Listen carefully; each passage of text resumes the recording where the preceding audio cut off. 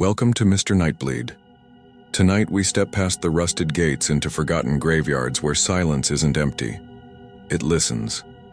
These are 6 true horror stories from cemeteries, perfect for bedtime fear. Shadows that move without bodies, voices that whisper names they shouldn't know, and footsteps that follow when no one is there.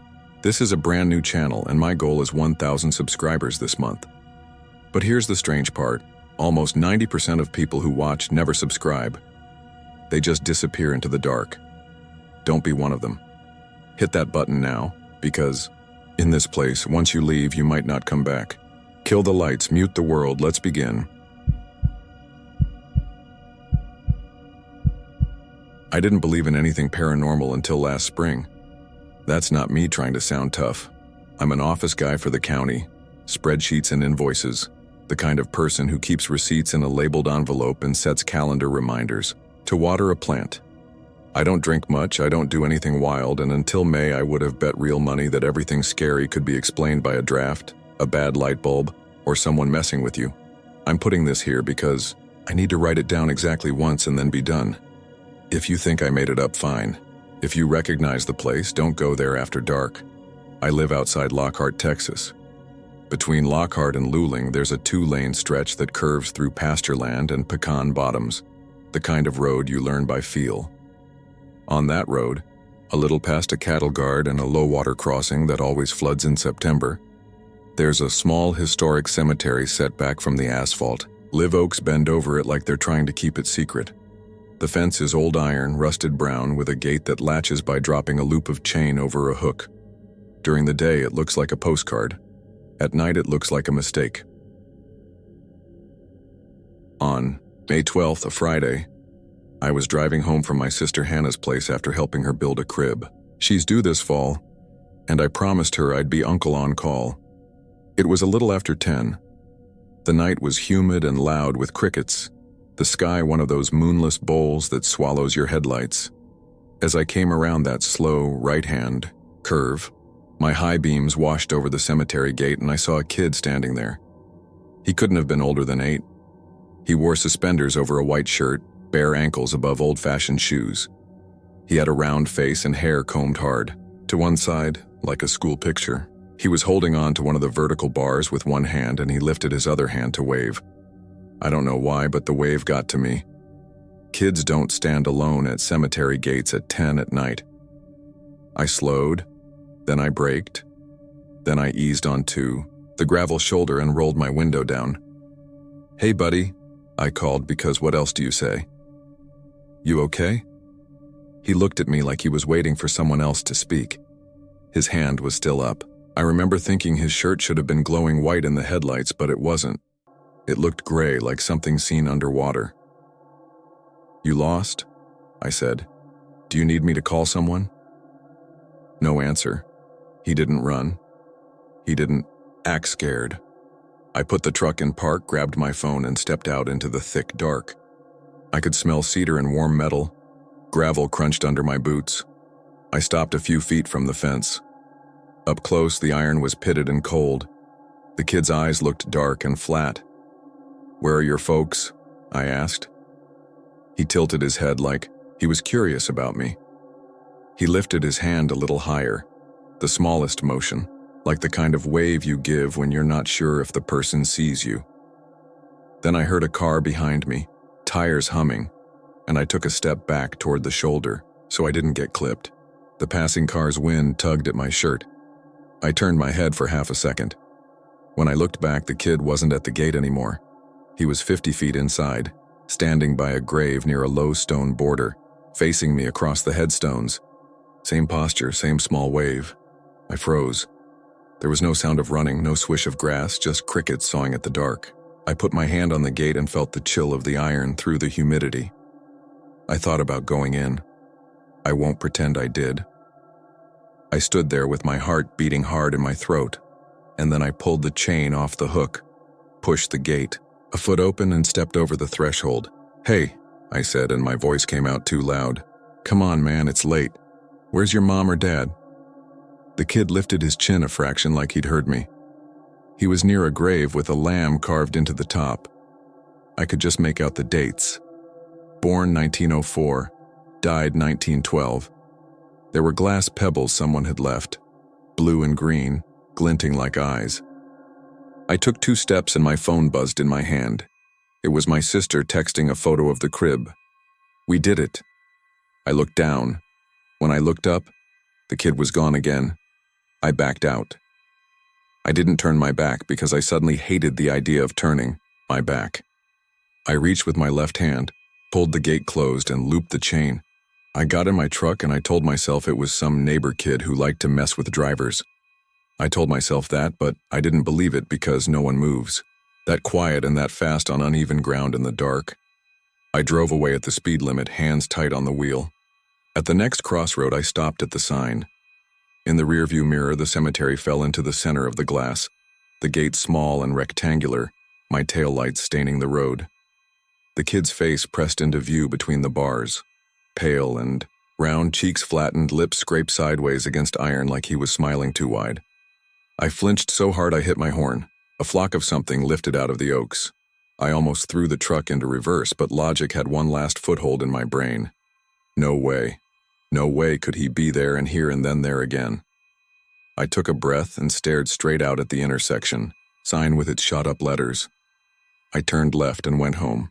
I went inside with every light on and I locked my back door twice. I told exactly one person the next morning. My friend Rigo helps out at the parts store in town and he lives for anything weird. We've known each other since high school basketball.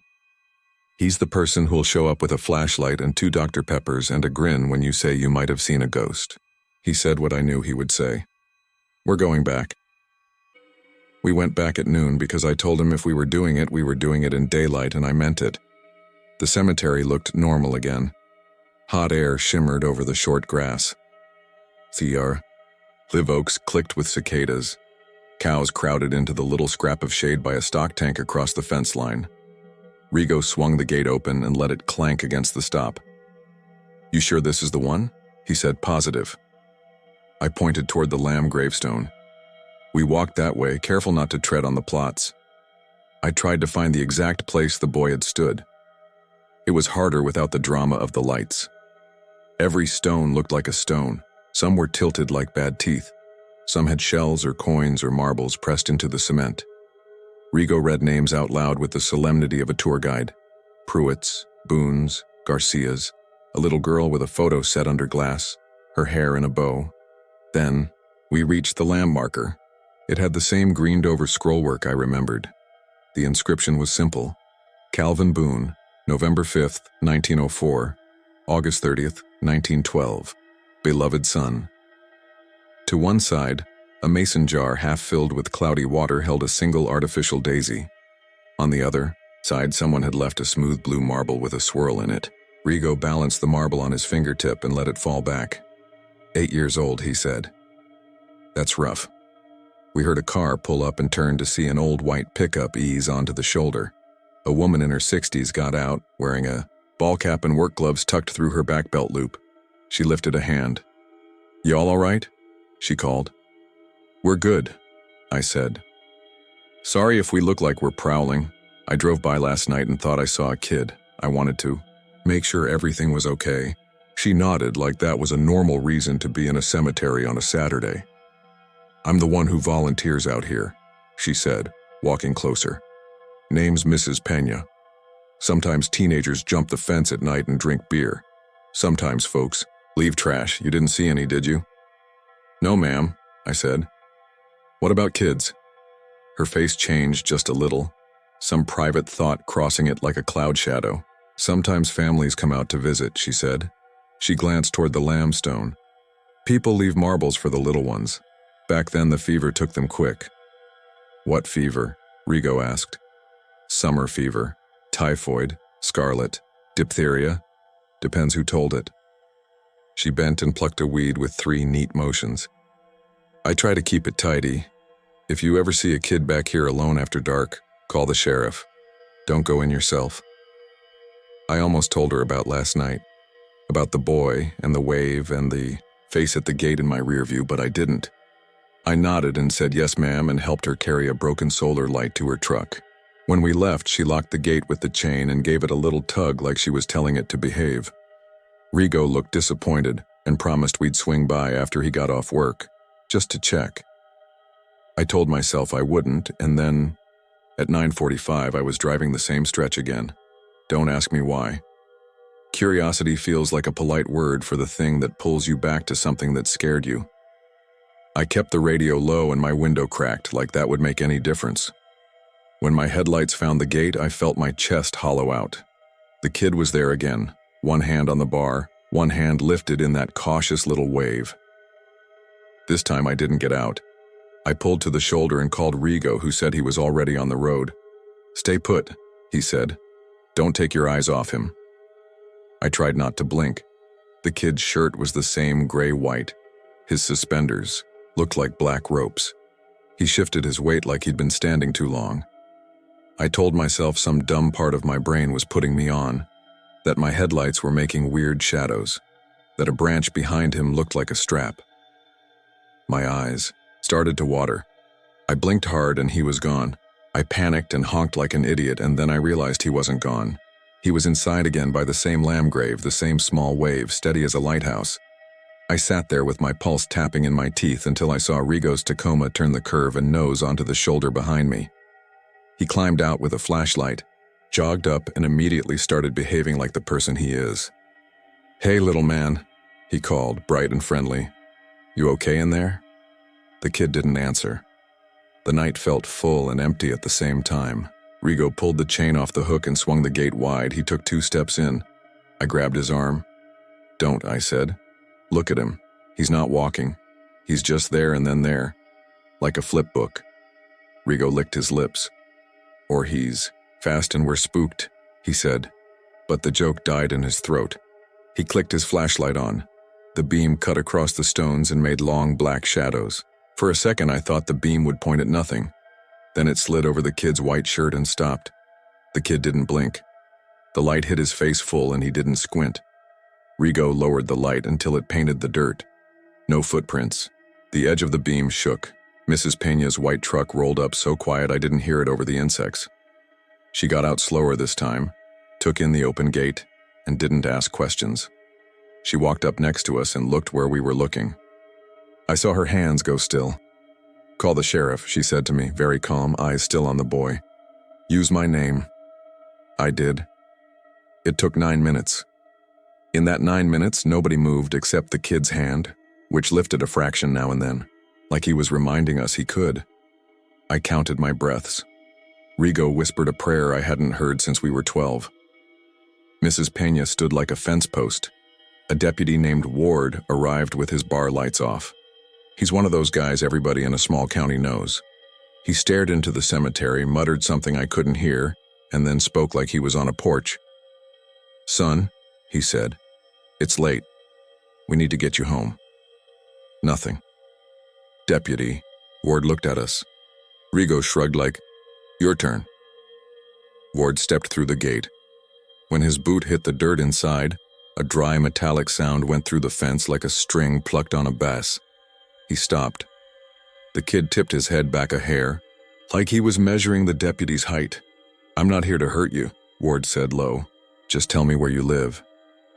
I don't know how to describe what happened next without sounding dramatic. The kid didn't run. He didn't even step. He was just suddenly closer, 20 feet instead of 50, like the night took a breath and exhaled him forward. Ward froze. He raised his flashlight and never turned it on.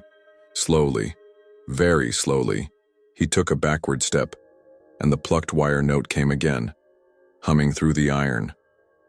"When I say back out," Ward said without moving his lips much, "I mean right now." We obeyed.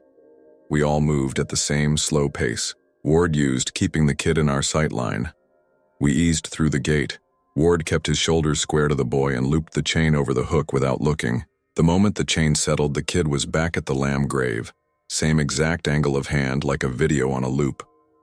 We stood there through a long minute where the only sounds were bugs and our breathing.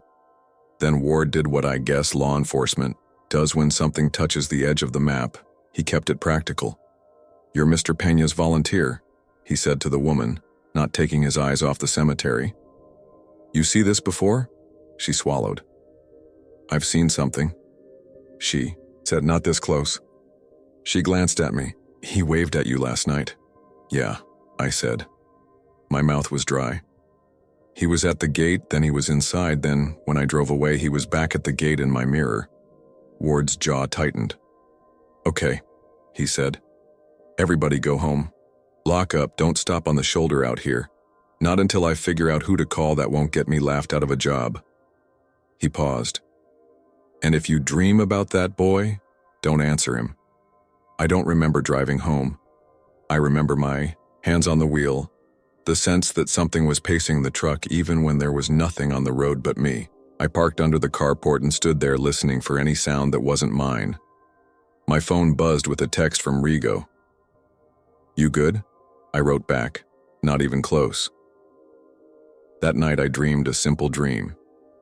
I stood at a gate that wasn't a cemetery. Gate but looked like one, made of iron and something older. A boy's hand came up on the other side and waved.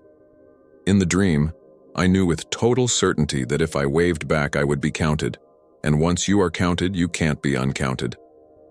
I woke up with my hand half lifted in the dark and my heart going too fast. Things didn't calm down. They got specific. On Sunday, I found 3 small fingerprints in the dust on my back glass, too far apart and too even to be mine. The prints were low, like the height of a child's face. I washed them off and told myself I'd leaned on the bed rail and touched the glass without noticing.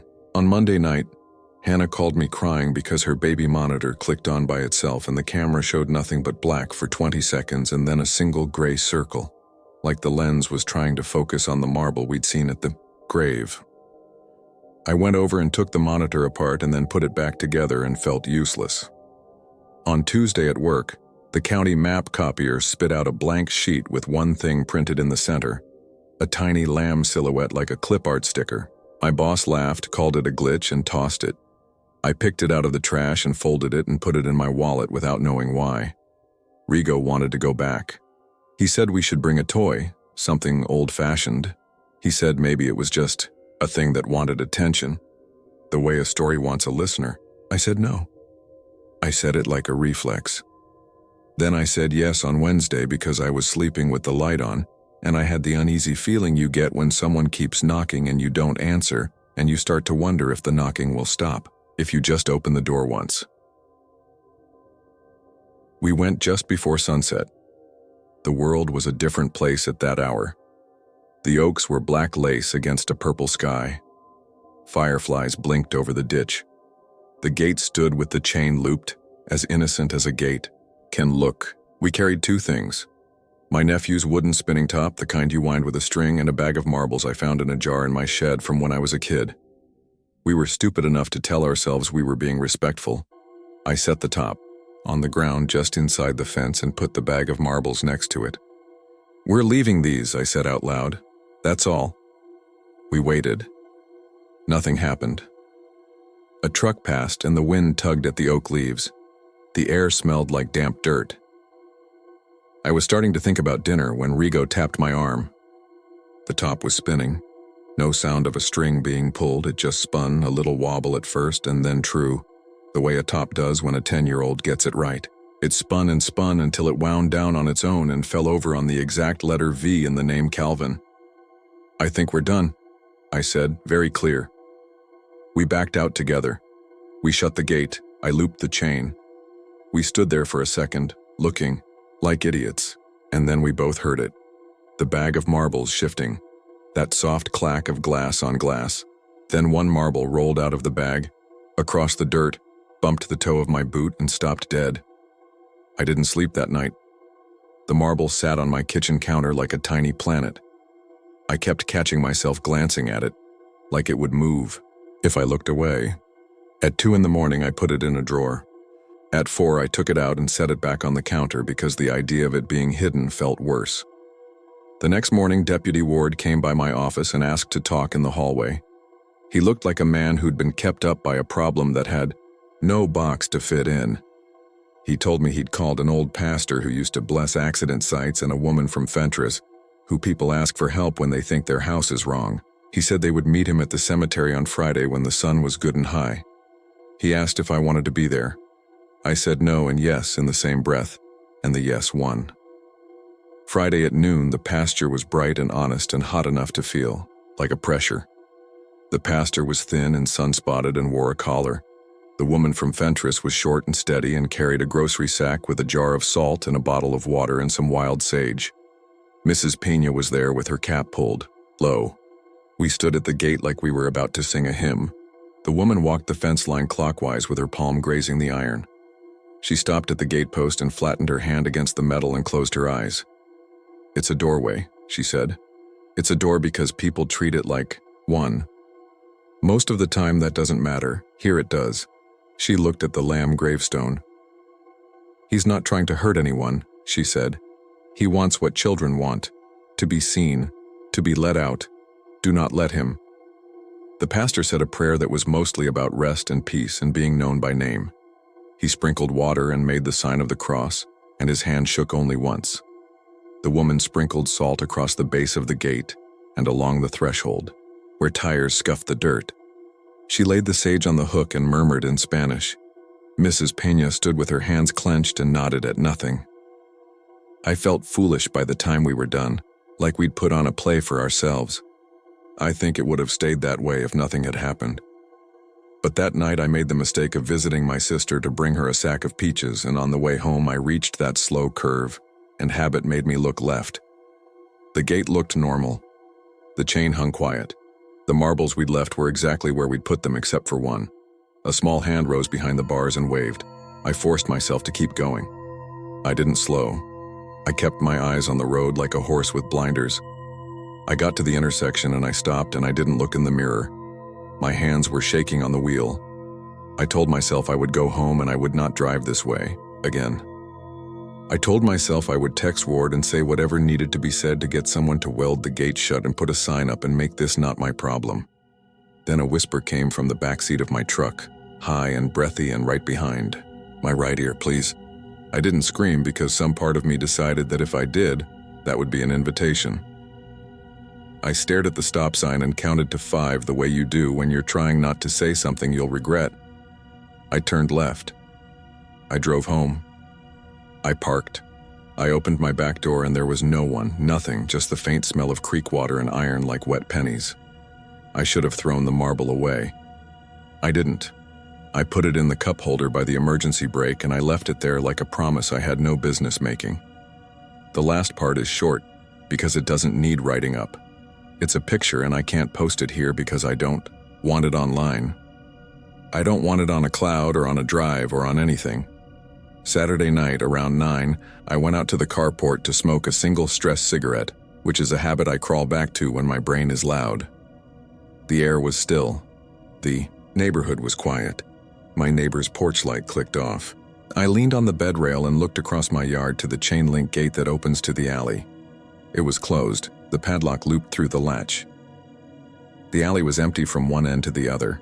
A boy stood on the other side of my gate with his hand on the wire, wearing suspenders over a gray-white shirt, his hair combed hard to one side like a school picture. He lifted his free hand and waved. I didn't move. I didn't breathe. I think my heart forgot what to do, and then remembered, painfully. I took one step backward, slow. The boy tilted his head like I'd done something interesting. He pressed his face to the chain link. The little diamond pattern left marks on his cheeks. He smiled wide enough that his lips looked wrong. Then he lifted his chin, just enough for the porch light to catch his eyes, and for the first time since, that night by the cemetery I saw that they were not black or empty. They were blue. Bright blue. Kid blue. Alive blue. He looked like a photograph of a person who had once been somebody's whole world. "Please," he said again. More like a question than a word. I shook my head. I said no out loud because Deputy Ward had told me the rules. And the woman from Fentress had told us what a door was for, and because my sister was asleep in a house not far from here with a crib against a wall and I wasn't going to learn, the hard way, what counted as an invitation. I took another step back. The boy's smile didn't change. He dropped his hand. He turned without any sound at all and walked down the alley. He got smaller in a straight line. He did not look back. He faded into the dark like he understood streets better than fields now. I waited a long time. I don't know for what.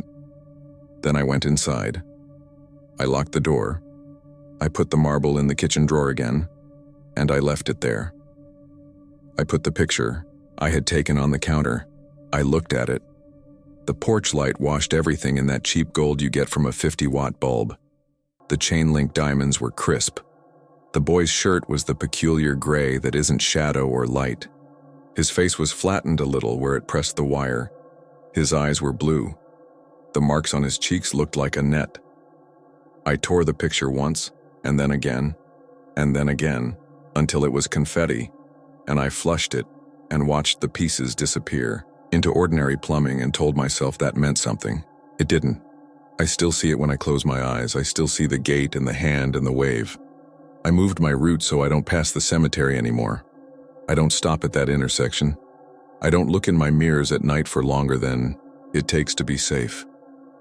2 weeks ago on a Monday morning around 7, I drove through town to pick up coffee at the place by the courthouse. Kids were waiting with backpacks by a bus stop, kicking at gravel, checking their phones. A little boy in suspenders stood by the bench, one hand on the metal armrest, one hand raised in a polite little wave. No one looked at him. No one moved aside. The bus pulled up, its doors side open. For a second he smiled like he had been at the gate, big and wrong and somehow grateful. Then I blinked and he wasn't there. The bus drove off with a hollow sound and the smell of diesel. I don't have a lesson. I have a request. If you drive that stretch between Lockhart and Luling at night, and you see a boy at a cemetery gate lifting his hand like he's not sure if you can see him, do not stop and do not wave back. Keep your eyes on the road. Keep going. If you dream about him, keep your hands down at your sides even if it feels rude. It's not about being brave. It's about not being counted. And if he shows up at your own gate one night, face pressed to the wire, asking please like a human being, I'm sorry to say I can't tell you what to do. All I can tell you is what I did. I said no. I went inside. I locked the door. I haven't seen him since, but sometimes right as I'm falling asleep, I hear marbles roll across a hard surface and stop against something solid. Then everything is quiet for a long time, like a kid holding his breath behind a couch waiting to be found.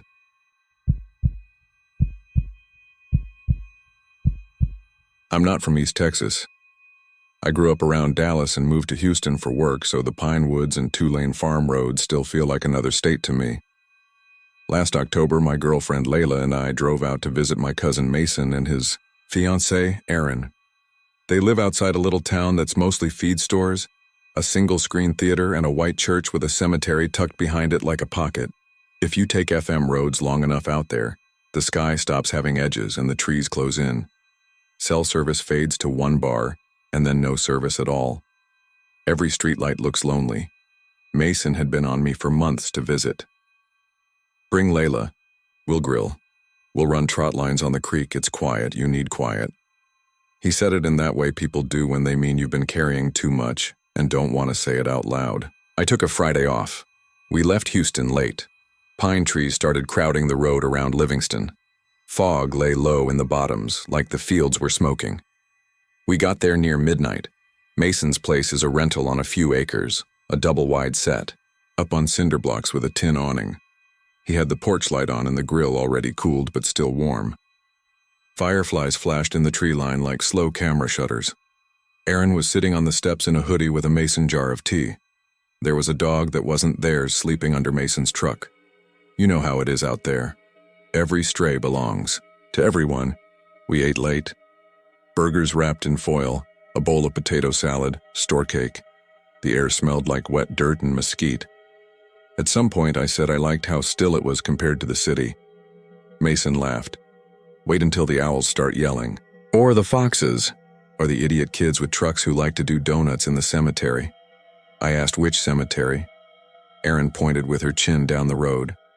Little Baptist one. Old. Stones sunk down. If it floods, you can't see it from the road because the fog sits right on it. Tell him, Mason said. Erin rolled her eyes.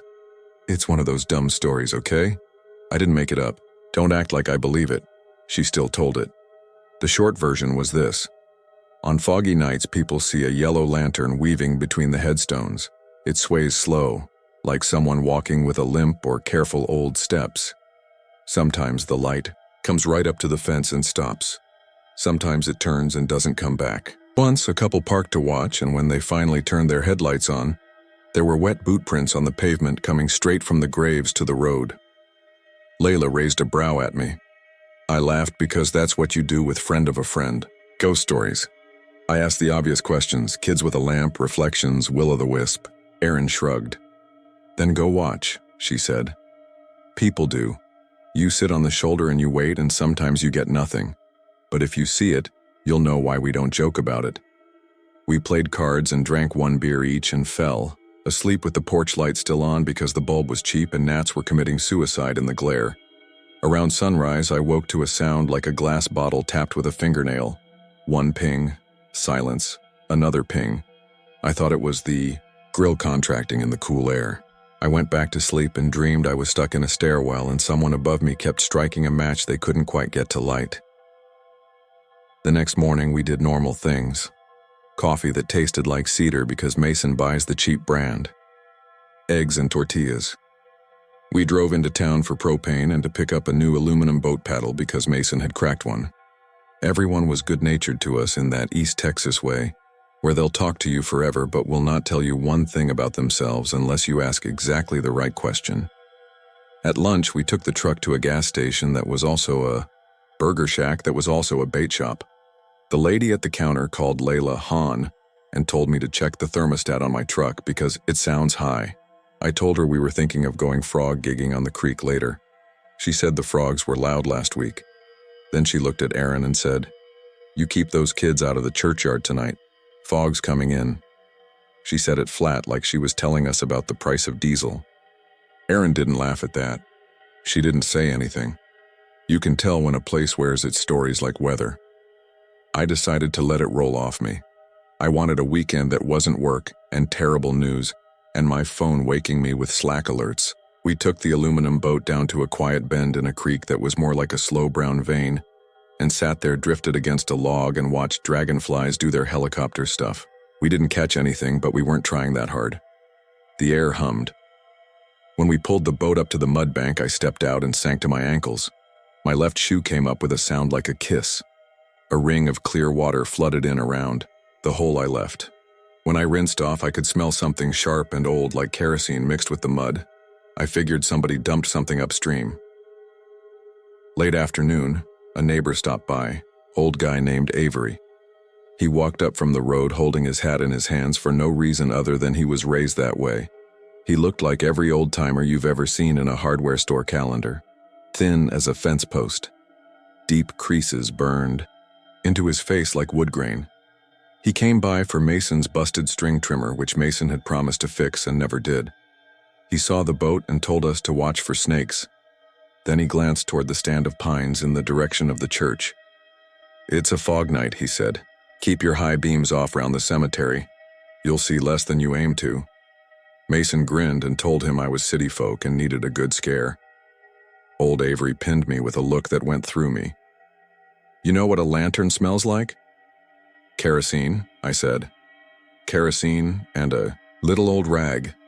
Rust on your tongue from the guard wire when you bite it to free your hand. Long time ago we had night watch. Men walked the grounds with lamps. Churchyard, sawmill, the spur line. You walk long enough and the light feels heavier than your arm." He set his hat back on his head. "Don't go pestering the dark to prove you're brave. It knows you're not." Then he laughed to show he wasn't scolding us and took the broken trimmer and went home. It should have been enough to keep us away. It probably would have if the night hadn't come in like a slow tide and the fog hadn't rolled up from the creek bottoms in sheets. Our plan had been to build a fire and sit by it until late, but everything was too damp. The air felt soft when you moved, like waiting. "Around 9, Layla said. If we're going to be dumb, we might as well do it early." It was one of those cowardly brave statements you make so you don't look like you're afraid in front of your cousins. We took Mason's truck because it was taller and had better tires.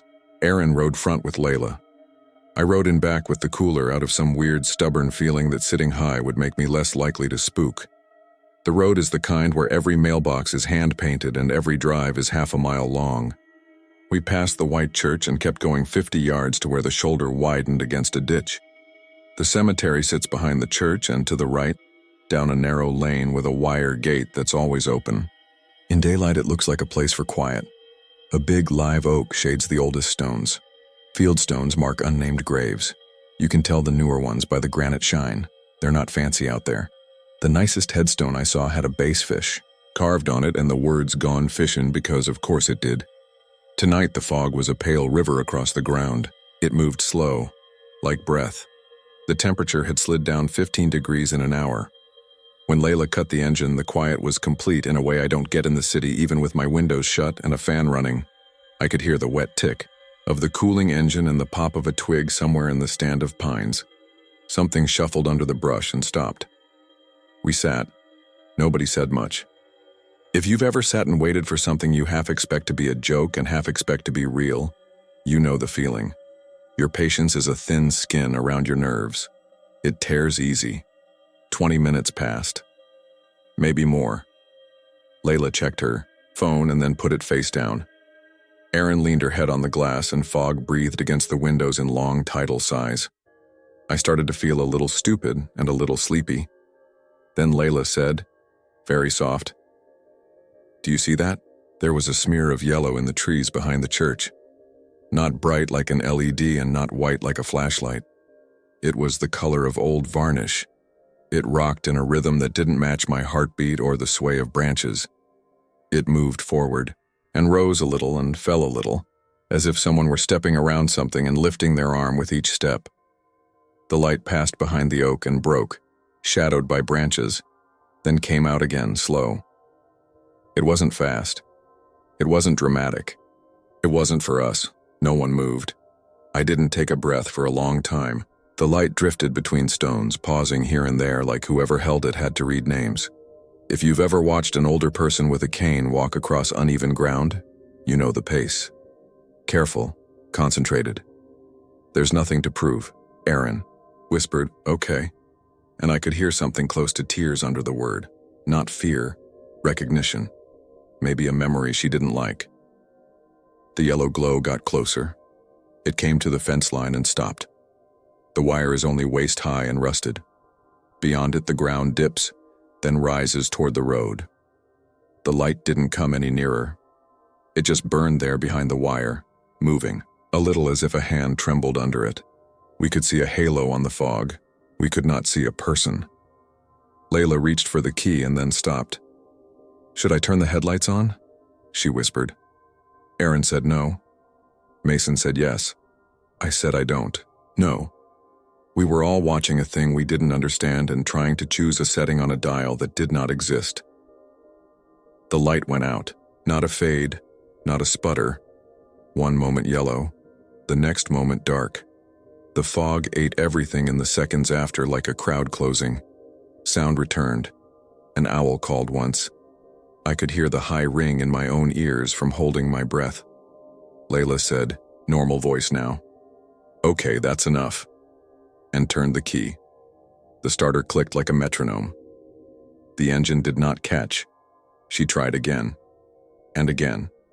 Mason said, "Don't flood it," in that controlled voice you use when you are talking through a problem but are close to scared. Erin pressed her palms into her knees.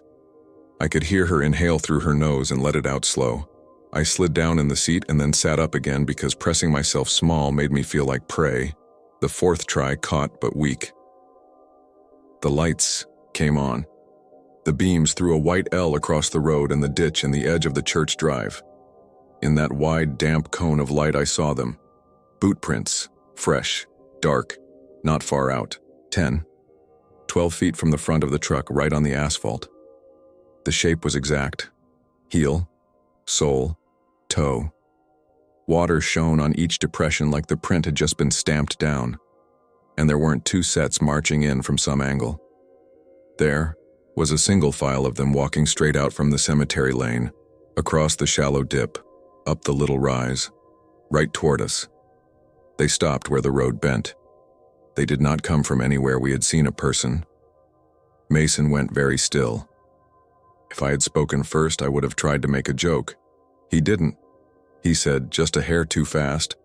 Put it in drive." Layla put it in drive. The engine died. All the lights went off at once, inside and out. A pop in my chest. The dark was a presence again, not an absence. Something tapped the passenger side window glass once. Not hard. Firm enough to be more than a leaf or bug. Like someone with a ring on their finger tried to get Layla's attention without scaring her. Erin sucked in a breath and clamped both hands over her mouth. I smelled it then. Not the wet leaves and sour pine I'd been smelling all evening. Kerosene. A wick that's been snuffed and restarted too many times. The smell comes with a memory you don't own. Close heat on your hand, grit under your nails. A reservoir of fuel that sloshes when you tilt the lamp and leaves a taste in the back of your throat. I don't know what made me do it. I reached over Layla's shoulder and pulled the little lever to pop the hood, as if I were about to fix something in pitch night on the shoulder of a road where, a second earlier, a light had died and boot prints had appeared. As if that was a thing a grown man could do and change the story.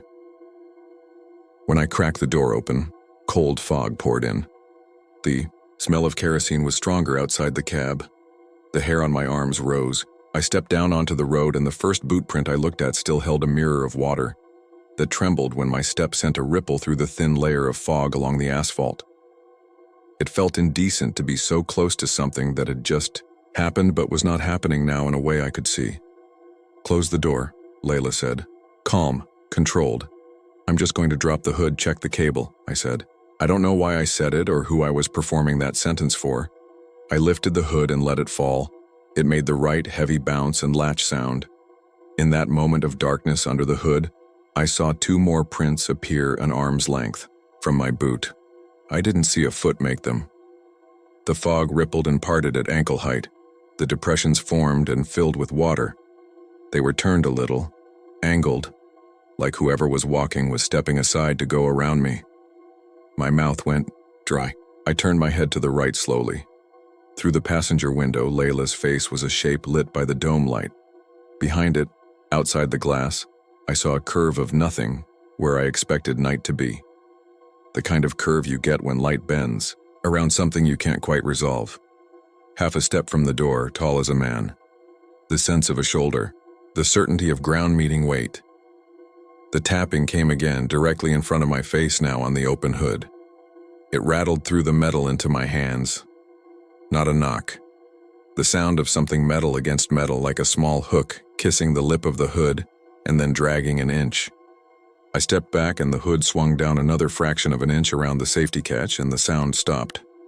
"Get in," Mason said, and his voice had that metal edge men get when they've reached the end of their options. "Get in the truck." I got in. Layla turned the key again while Mason held his foot on the gas. The engine caught and then faltered and then, with a little cough, held. The lights came on. In that immediate bright, I saw wet prints now on our side of the road, leading across the ditch toward the tree line behind us, as if whoever had walked out of the cemetery had decided to bypass the truck and take a line away into the woods without us. "Go," Erin said.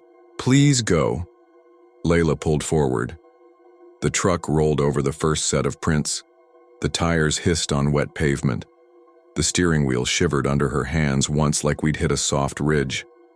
We took the bend faster than we should have, and then the road straightened, and the church shot past us on the left, and the little white shape of it was already disappearing backward into the fog. No one spoke for a full minute.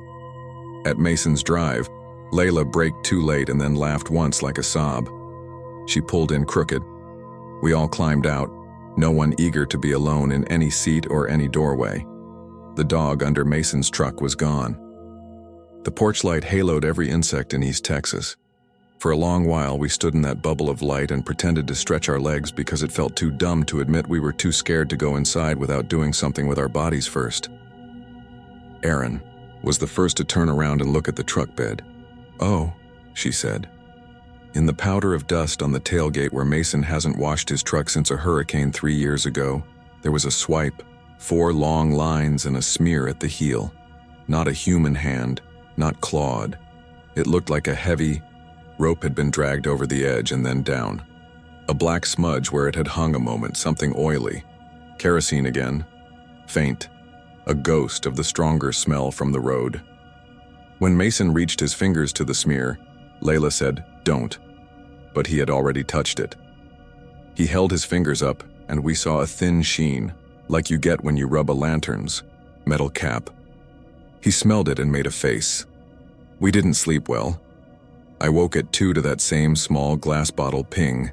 It seemed to come from the yard, then the porch, then the kitchen. I checked the stove like an idiot, as if we had a stove that ran on kerosene. The moon was a pale stain behind the fog, and the window over the sink looked like a sheet of paper someone had breathed on. I stood there longer than I needed to. When I went back to bed, I made sure the bedroom door was not just closed, but latched. The next day, we tried very hard to make it normal. That's what people do. We talked too loud over breakfast and made fun of ourselves and said it had to be kids with a lamp. Mason said maybe it was a game the church kids played to mess with folks. He has a degree in forestry and started talking about marsh gas. Aaron told him to stop being obnoxious. We went to town for ice. The grocery had a bulletin board with a faded notice for a fall festival at the church from 2 years ago, a missing dog, and a flyer with a picture of a young man in camo holding a stringer of crappie. "We still miss you, Jared," written in a Sharpie heart. When we were paying, Aaron asked the lady at the register if they were doing the festival this year. The lady said they were. "If the fog don't eat the tables," she added, and eyed me in a way that felt like a question I hadn't answered. In the afternoon, old Avery wandered up again, this time without the trimmer. He had a faded plastic grocery bag with him. He set it on the porch rail and took out a small blackened lantern. Not an antique store piece, the real thing, beaten, the glass patched once with thick glue. He set it down like he was putting a baby to sleep. "Found this cleaning out my shed," he said. "Don't need it. Didn't want to bring it inside. This morning and put the smell on my coffee." I asked him how long he'd been around the church. He said he was born 2 houses down from it and buried his wife behind it. He said once there'd been a little spur railroad that ran behind the cemetery down to a sawmill. Men walked the spur at night with lanterns to watch for embers that could catch the pines. One night, fog like last night, a watchman didn't come home.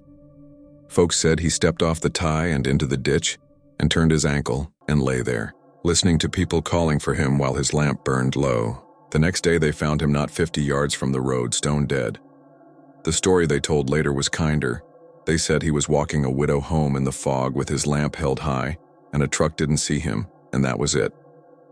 Another version said a boy got lost after a revival and the watchman looked until morning and never stopped looking.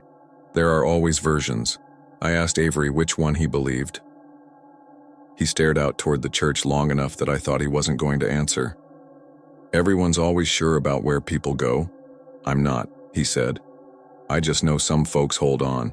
They get stuck with a job and their hands remember it longer than their body does." He told us not to speak loud about it like a dare. He told us if we went by again at night, and here he paused pointedly as if to say, "Don't," but knowing we might.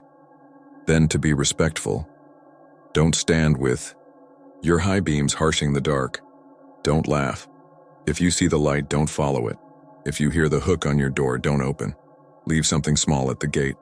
A coin, a bit of cord, not a gift. A trade, so you're not in debt." "What does he want?" Aaron asked. Avery shrugged. "Same as us. Home." We nodded like that cleared something up. It did and it didn't. We weren't planning on a second night. We weren't planning on anything that might make the story bigger. By late afternoon, it was clear the fog wasn't leaving, and a low-pressure band was settling in the way East Texas likes to trap weather and forget about it for days. Layla said she had a headache. We watched a movie with the volume low and our phones in airplane mode because there's a special piece to choosing your own isolation. At 10, we heard a truck slow outside. Not Mason's. He was on the couch half asleep with a dog that had decided to belong to him for the day. I went to the porch and saw a sheriff's SUV idling at the end of the drive with the window down. The deputy inside took a sip from a foam cup and gave me a little up nod. He was young, face still soft under the brim of his hat. "Y'all visiting," he said. Not a question. "Yes, sir." "You got told about the church?" "Yes, sir." "You seen it?" "Yes, sir." He stared toward the pines for a long second like he was waiting for something to confirm itself. "I don't like folks posting videos," he said. "I don't like what it does. People come out here and act like fools, and then I have to drive them home, or I have to knock on their window and be the person who ends their fun. You know how kids are with YouTube now. I'd appreciate it if you didn't go back tonight." "We weren't planning to," I said, and for once it was the truth. He nodded. "If you do, don't park on the road, park in the church lot. Leave something at the gate. Don't look if it looks back." He grimaced at his own words. "I know how that sounds. I'm not telling you a ghost story. I'm telling you what I've seen keeps things quiet, you understand?" "I understand," I said. And I did, in the way you understand a rule in a house that is not your own. He tipped his cup and rolled on. The taillight slid off into the fog like coals carried away. We held it together until midnight. You can't. Try not to think about a thing without thinking about it every second, that's a rule. Aaron was the one who finally stood and said, "Let's get it over with. We'll do it right. We'll do what Avery said. Then maybe I can sleep." Mason didn't argue. Layla didn't speak. We took the truck again, and this time we pulled into the church lot like the deputy said. The gravel crunched under the tires, loud in the still. The white siding looked bluish in the fog. The cemetery fence was 40 yards back from the lot. We could see the small gate where the two wires meet and sag. Layla pulled 2 quarters from her jeans and held them out. "Offerings?" she said with half a smile that didn't reach her eyes. "Trade," I said, "not offering."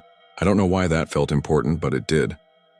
We stood at the gate like kids at a threshold, not wanting to cross for any reason we could name. The fog was less like a blanket here and more like strands. I could see the shape of the old oak, the older stones clustered under it, the newer granite markers gleaming low and dull. For a long time, nothing happened. I could hear blood moving in my ears and the distant clack of a big insect knocking itself dumb against the church security light. Erin cleared her throat and said, quiet but steady, "We're not here to bother you. We're sorry for last night. We're leaving a trade, that's all." She reached out and hung a bit of twine she'd pulled from a feed sack on the top wire. Layla set her 2 quarters on a flat stone right by the gatepost. I took the little blackened lantern Avery had left and set it on the ground inside the fence, glass turned toward the graves. I didn't light it. I didn't think I should. I'd like to say leaving the things made us feel foolish and then relieved. That is not how it went. The fog shifted forward all at once like someone had sighed. A pale yellow came on deep under the oak. It did not flicker. It didn't dance. It was the steady burn you get when a wick finally catches all the way around. It moved once and then again like 2 steps, and then rose like a hand lifting. I had the sudden hard certainty that if we stayed, the light would come to the fence and stop, and that would be all night. Not hostile, not kind, just a job being done on one side and watched on the other. Layla's breath shook. She said, not above a whisper, "Thank you," and took my sleeve. We backed away, not to be dramatic, but because turning around felt wrong. When we got to the truck, I looked back once. The light was moving away from us, into the oldest part of the cemetery, where the stones were low and crooked and the ground was uneven. It paused at one of the tilted markers and hung there as if whoever held it had to read a name with his lips. We left it at that. We went home 2 days later. We told a few friends, the way you tell people who already think you're sane because you need to see your story land on a face that isn't going to make you feel like a kid. I did not post about it. I did not put it online. This is the first time I've written it in full. But that wasn't the end. You know it wasn't. The week after we got back to Houston, I went to take the garbage out late. City night, different. Smell, damp concrete and old flower beds. The alley behind our place is lit by one busted sodium light that buzzes like a wasp. I set the bags by the bins and I heard that ping again. That glass note. It didn't make sense there. It was out of place, like hearing a rooster in a grocery store. I stood very still. The buzz of the light swallowed the echo. Inside, Layla had already gone to bed. I stood in the dark kitchen a while, and then went to the sink to run water for a glass. The window over the sink shows the alley if the blind is up. It was half up. Through the slats, I saw a slow bloom of yellow in the alley at knee height, not far from the bins. It was small, the size a lantern would be if you were holding it a little low. Tired. It swayed once. Then the light from the busted sodium bulb stuttered and the yellow was replaced by a smear of orange and then nothing. The alley buzzed. I felt very stupid for a long time. I told myself it was a trick of that bulb. They do that. Everyone knows they do that. I went out the next morning to wheel the bins to the curb. On the concrete, in a small patch that had held water from last night's drizzle, there were 2 prints. Not complete, not like the road. Just the ball and the heel, heavy enough to show the tread, and that tread didn't match any shoe we own. I measured them with my hand. They were a little bigger than mine. When I touched the edge of the heel, my fingertips came away with a faint smell I knew now so well I would never be able to forget it. I told Layla. She listened and didn't tell me I was being dramatic. That scared me more than if she had laughed. We did a little ritual right there in our apartment we didn't tell anyone about. Not candles, not prayers. Just the same small trade we'd made at the gate. We set a quarter on the windowsill. We set a little length of twine next to it. We said we were sorry for shining light in eyes we couldn't see. We said we hoped he was where he needed to be. Then we closed the blind and made dinner and watched a show and pretended our world was simple. I don't have a bow to tie on this. It doesn't feel like those stories that end with a crash or a scream or a reveal that flips the whole thing over. It's smaller and meaner than that. It gets under your skin and lives there. Sometimes, when fog hangs in low yards on my morning commute, I smell it for a second, the ghost of old fuel, and I turn the radio up to drown it out like that will help. When I pass cemeteries now in any town, even the ones with manicured lawns and little flags, I look at the ground, not the stones. That's where the story is. You look for where people went and forgot to come back from. You look for where they tried. If you're ever out near a small white church with a low wire fence and you feel silly for being scared, be silly anyway. Sit quiet. Leave your beams off. If you see a yellow light move through the fog like it has all the time in the world, let it do what it's doing. When it goes out, don't be eager to replace it with your own. If you hear a little metal note on your door or your hood or your porch rail, don't answer that knock. Some jobs don't stop when we do. A man can walk a long time on a path he wore into the world, and sometimes on the way he will borrow your road without asking, leave a little water shaped like the bottom of a boot, and go on looking for his way home.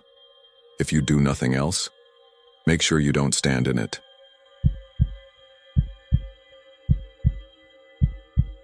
I took the night guard job at the cemetery because I needed steady hours and a place that was quiet enough to let me think. That's what I told myself anyway. The truth is, I had been laid off from a warehouse job near the Beltway, and bills don't wait for anyone. A friend of a friend, a guy named Manny, said they were looking for someone at a private cemetery near White Oak Bayou on the north side of Houston. It's an old place, well kept, and lined with white oak trees that arch over the lanes like ribs. I figured, how hard can it be to watch over the dead? The first time Manny drove me through the gates, the air tasted like wet leaves and metal. It was late August and everything was heavy. The humidity, the smell of cut grass, even the silence. You don't realize how loud silence can be until it swallows the city sounds. There's always distant freeway hum and train horns in Houston, but in that cemetery, the oaks soak it up. When we rolled past a row of family plots, little stone lambs and granite angels looking out of the ground, Manny said, "One thing you'll hear about this place is the woman.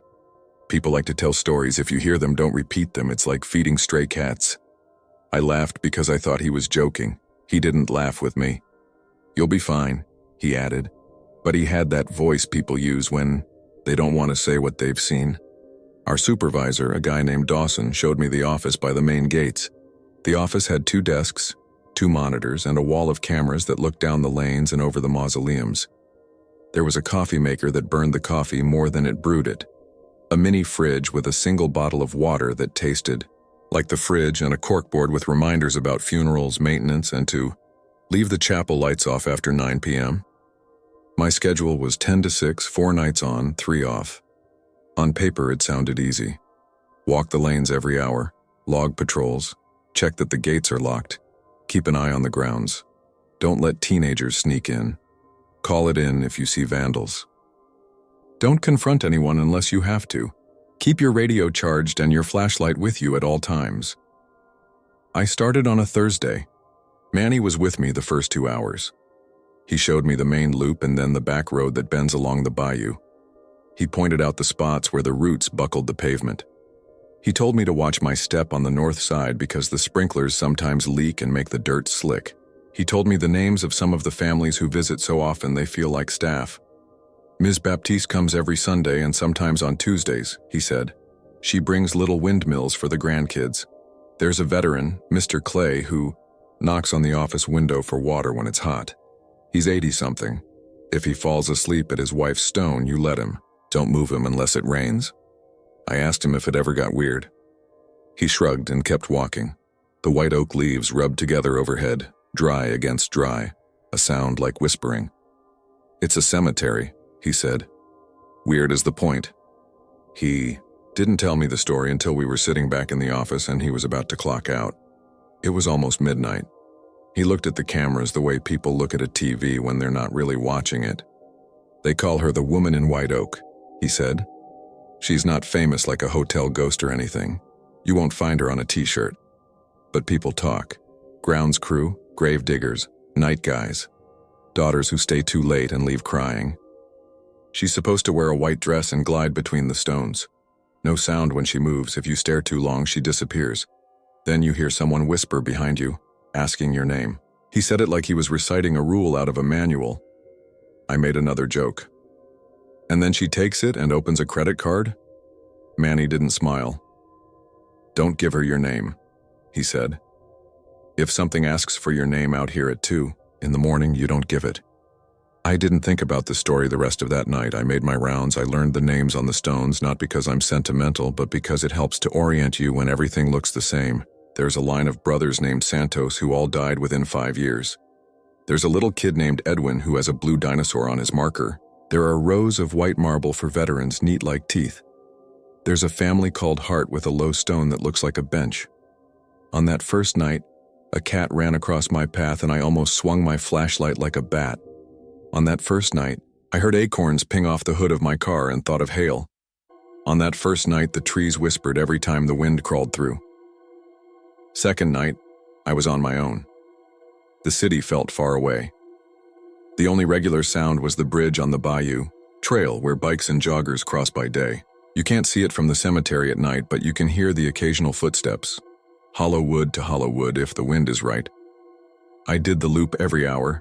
I checked the chapel. The chapel is small, and the walls feel close because of all the framed photos people set on the windowsills. Everyone is smiling in those photos. There's a little book where visitors write messages. Some are prayers. Some are complaints about how long the grass is between the stones. There are always 2 candles in there, and they always burn down faster than they should. Around 2 in the morning, the cameras blinked. It wasn't a thunderstorm kind of blink. It was a hiccup. Monitors switching black, then showing an empty lane, then clicking back to live with a frame or 2 missing. I wrote it down. Cameras 367 blinked at 2:07 a.m. Dawson likes logs. When I stepped outside to start the next round, the air was colder near the office and warmer under the trees. There was a smell like flowers, sweet but sour the longer you smell it. I thought of funeral home lilies and the pink spray a woman left earlier that day on a flat stone. The night had gone quiet, too quiet, and I realized that the white oak, leaves weren't moving, no wind, stillness like the moment after a coin stops spinning. I'm not the jumpy type. I kept walking. In section H, where the hearts are, something bright flashed in the corner of my eye. I swung my light and caught nothing. Just a pale edge of a statue. On the next row, I thought I saw a long shape slide behind a cedar. I told myself it was fog even though there wasn't any, not in that kind of heat. When I got back to the office, I poured myself coffee and sat down to play back the camera blink. Before I could, the radio popped softly and I heard a faint shh, like someone trying not to speak. Then a voice, so close I thought someone had leaned in the doorway behind me. A woman, not whispering exactly but speaking low like people do in church. "What's your name?" she said. I'm not proud of how fast I stood up. My chair hit the wall. I turned around and raised my flashlight like it was anything but a flashlight. The doorway was empty. The hallway was empty. The radio sat on the desk where I'd left it. I picked it up like it might bite. I keyed it. "Kiara, you copy?" Kiara was the other night guard on the rotating schedule. She wasn't on that night. I knew that already when I said her name. The radio gave me the same soft pop when I released the button. I told myself the batteries were glitching. I told myself the air pressure had changed and made my ears hear a woman's voice in it. I checked the lobby camera on the monitor. The back of my own head looked unsteady with the flipping frames. When I rolled the feed back in the software and slowed it, there was one frame where my shoulders twitched and the camera introduced this smudge of pale where the hallway met the room, as if something had leaned around the door frame and then leaned back. I screenshotted it, looked at it enlarged, and decided it was compression artifacts because the alternative is a stupid thing to decide in an empty building at 2:11 a.m. I didn't tell Manny the next evening. He was getting off a different shift and looked tired in the way you look when you want to say you didn't sleep, but that's not what's wrong. He told me to watch for sprinklers near Section F because the maintenance guys had messed with the timers. I told him I would. He started to leave, paused, and said, "If you hear anything, don't answer it. I'm serious. Don't say your name. Not your first, not your last, and never your middle." I told him I never tell anyone my middle name anyway. It's an old family name that people pronounce wrong, so it's not on my social media and it's not on my badge. Only my mom and my doctor use it. The only thing on my badge is my first name and last initial. Manny grimaced. "Good," he said, and left. Third night, Kiara was on with me. She's younger than me by a lot, engaged, always has energy like she's about to ask a question. She brought the good coffee in her own mug, and she told me about how she actually likes cemeteries in daylight because they are quiet places with rules and there's comfort in rules. We walked the first round together and then split the second. I took the back loop by the bayou. She took the Veterans Rows and the chapel. Radios clicked. Every 10 minutes, one of us would key up just to say clear or all good. Sometimes you talk about nothing. The Astros, the heat. Which parts of town are getting apartments with rents you can't say without laughing. We took our third round together again, and when we came around one of the mausoleums, I saw a woman standing in the lane ahead, maybe 30 yards away. She wasn't glowing or floating. She was just there like anyone, standing a little to the left of the center of the road, looking off between two stones. Her dress looked white or light gray in my light, long and loose. I raised my hand without thinking, like I was going to wave. "Ma'am," Kiara said, because Kiara is polite even when she's nervous. The woman didn't answer. She took 2 steps and slipped between the stones, moving behind a large cedar, and when we reached that cedar, there was no one there. The grass wasn't bent. The dirt didn't scuff. The smell of those sweet lilies rose up again, hard enough to taste. Kiara looked at me, and I knew she'd seen the same thing because her face had gone pale. "We need to check Section G," she said too loudly, like changing the subject would. "Move the air back." We did. We walked in widening loops and found nothing. Back at the office, she didn't bring her mug in for a while, just sat on the step with her head in her hands. "I think I saw a woman," she said finally. "White dress, hair down. I don't do this. I don't make things up." "You didn't," I said. "We both saw her." We watched the camera feeds for the time we were on that lane. On one of the cameras, the light caught a soft movement where the path bends and something pale eases left to right. It looked like a fog bank shaped like a person. It looked like a dress. It looked like nothing if you didn't want it to. Kiara didn't speak for a minute. Then she said, "I heard something when we were out there, in the trees, like a woman talking. But I couldn't understand the words. It sounded like my mom. Isn't that dumb? She doesn't even speak like that. It sounded like she was asking me something. We didn't say what we both thought. We didn't say the story Manny had told me. If you name a thing out loud, it settles in your lungs. We finished the night like professionals. We locked up. We left the chapel dark. We signed the log. When Kiara got to her car, she turned and looked back at me like she wanted to ask if I had heard anything else. I shook my head even though I had. On Sunday, I worked a double. Day shift had been short.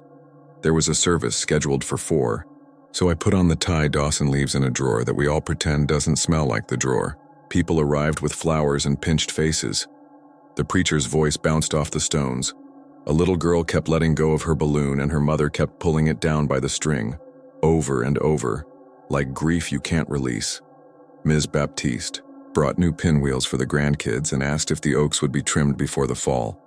I told her I'd pass it on. When the sun finally dropped and the last car eased out, the cemetery inhaled. That's the best way I can say it. Like, everything breathed in and waited. I made my round at 1. I ended it near the heart bench. I don't know why I keep mentioning the hearts, except that the names seemed to show up no matter what direction I walked. On that bench there was a photo I hadn't seen before. A woman in a white dress standing under a tree, maybe a quinceañera, or a wedding. Her hair was dark and loose. She was smiling with her head tilted, and the sunlight through the leaves made her dress look soft enough to move on its own. The name under the family line was Evelyn, and the dates put her passed away in 1979. I almost took a picture to show Kiara later, just because the white dress and the trees made the little hairs on my arm lift. But I didn't. It felt like taking something I wasn't supposed to take. Around 2, the cameras blinked again. They didn't all go together, it was like they were wincing. I walked out into air that had turned thick. The cicadas stopped all at once like somebody threw a switch. Far off on the bayou trail, wood thudded. Footsteps on that bridge nobody should be crossing now. When I reached the lane by the veterans section, I felt that cold pocket again like I had opened a freezer door. Every breath showed white in my light. I thought, okay, something is leaking. Refrigerant. A pipe. I took a few more steps and the cold moved behind me at the exact same speed like a person matching my pace. That's when I heard it, close enough that it made my shoulder twitch in reflex. What's your name? I didn't turn right away. Part of my brain wanted to say my name like a reflex to anyone who asks. The other part remembered Manny's face and how he didn't joke when he told me the rule. I kept walking and said, "Ma'am, park hours are closed." It felt dumb and stiff coming out of my mouth, but structure is a friend when your body wants to run. "Tell me your name," the voice said. Not breathy this time. Steady. Familiar in a terrible way, like the way someone you love says your name in a dream. I changed course toward the office. I could feel the cold at my back as if it were a person's front, as if I stopped, they would bump into me. My radio clicked and Kiara's voice came through. "You on the east side?" "Yeah," I said. "You hear that?" "Hear what?" she said. Her audio sounded normal, no static. She kept talking about a motion alert on camera 5 and I couldn't process the words. The air behind me sighed. My middle name is an old one from my father's side. People stumble on it. They put the stress in the wrong place. My mother says it right like a song. I don't put it on anything, and I hadn't said it out loud in that place, not to Manny, not to Kiara, not to myself. The voice behind me said it perfectly, every vowel in the right place, and then said my first and last name in the tone your teacher uses when they catch you. It didn't ask this time. It announced me. It named me. I stopped moving because my legs did the opposite of whatever they're meant to do. My chest felt like I had inhaled dust. The cold sifted around my shoulders. I turned because not turning felt worse than turning, and when I turned there wasn't a person standing there. There was air that looked like light coming through water, disturbed but empty. The oaks over my head weren't moving, but some of their leaves fluttered like coins. Something pale passed between the graves in the row behind. I couldn't track where it went. It felt like lightning caught at the corner of your vision that your brain insists isn't there. I started walking backward, and then sideways, and then any way that kept the office in front of me. The voice spoke again. Not behind me, but to my left this time, from the lane where the heart bench sits. That's not what I asked, it said, and the way it said it, casual and irritated like someone asking you to repeat yourself at a party, made my skin feel too tight. I could have run. I didn't. I made myself walk, same pace, same breath. I reached the office door, and when my key didn't catch on the first try, my hand shook enough to smack the door with it. Once I was inside, I hit the lock and stood with my forehead on. The cool glass of the little window set into the door. My radio was still on. Kiara said my name 3 times, each one a little sharper. I answered and lied. I said I thought I heard someone by the fence and I was going to check it on the camera. I said I needed her to verify the gate on the east side. I said a lot of things that sounded like work. I queued up the camera from the angle that hit the heart bench and the lane behind it. For a second, the image wobbled, rippled, and then steadied. In that second, the pale knot person folded between 2 stones the way fog folds when you walk through it. When I finally told Manny, he didn't say, "I told you so." He took a long time answering. Then he said, "You didn't answer, right?" "No," I said. "Good," he said. "I did once." She asked me twice, and the second time it sounded like my sister, so I answered with the nickname my family uses. I thought I was being clever. She said my full name back, middle and all. She said it, like my mother. I told Dawson I had stomach trouble, and I sat in the bathroom stall with my radio off for half an hour because it felt safer there. I don't work brave. I work smart. "Is that why you told me about the middle name? Why you don't wear it?" "That's why I don't talk about any of this with most people," he said. "This place gives you what you give it. Don't give it your name." He put in his notice the following week. He couched it as family stuff and a better offer at a warehouse out by Katy. But when he came in to drop off his badge, he took me aside out front and said, "You're good at this, but you're not reckless. Don't try to prove anything to anybody out here. If she asks you a third time, don't be there to hear it." Kiara and I kept working. We didn't look for anything, and we didn't ignore anything obvious. Sometimes we would hear footsteps on that far bridge when there wasn't anybody there. Sometimes we would catch the smell of flowers with no flowers around. Sometimes we would see the cameras blink like they were embarrassed by what they'd seen. One night near 3, Kiara came into the office pale to her lips and said someone had asked her name from behind a cedar in a voice that sounded like her grandmother. She didn't answer, and she walked away without running. And when she reached the lane, she realized she'd walked in a half circle and was back where she'd started. She locked herself in the bathroom for a while, just like Manny had done, and came out with her hair tied up too tight and her eyes hard. "I'm not quitting," she said, and she didn't sound like she was saying it to me. One night, a deputy rolled through on his report loop and parked his cruiser under the oaks near the office. He asked for coffee, and we apologized for the coffee. He stood in the doorway after 2 sips, listening, like you do when you're not sure if you heard your phone or not. "You got kids?" he asked me. "No," I said. "I got 2, he said. Sometimes when I'm out, real late, I hear my oldest say Dad the way she says it when she's about to cry. Makes me feel stupid, like I should be home picking up laundry. Tonight I swear I heard it at your gate." He set the coffee down and left it. "Y'all stay safe," he said, and didn't take the coffee to go. The last night I worked there, I wasn't planning for it to be my last. That's how last nights work. It had rained earlier. The ground was soft in spots. The oaks threw little drops after the rain quits that fall in slow motion, and if you stand under them, it feels like time has a leak. The chapel had been open for a late service and somebody left a candle going. I put it out and wrote a note on the board to remind the day crew to check. Back outside, the air drew down into that deep quiet again, the kind you don't realize you're hearing until it's like a weight on your ears. I decided to take the long way round the back to the east gate, a route I don't usually take because it hugs the line of family plots where the stones are close together and the oaks hang low. When I turned the corner at section H, I saw a pale edge of a dress slip behind the heart bench. It wasn't a trick of the eye this time. It had mass like a person has mass. My feet did that thing where they want to go toward the thing that scares you the most. I went slow. "Ma'am, park hours ended at sunset," I said. Because that's what you say. I'd said it enough to hear the humor in it right there in that moment. The white of the dress moved again, gliding the way a person moves when they don't pick their feet up enough, but there was no sound. The grass didn't bend. "Ma'am?"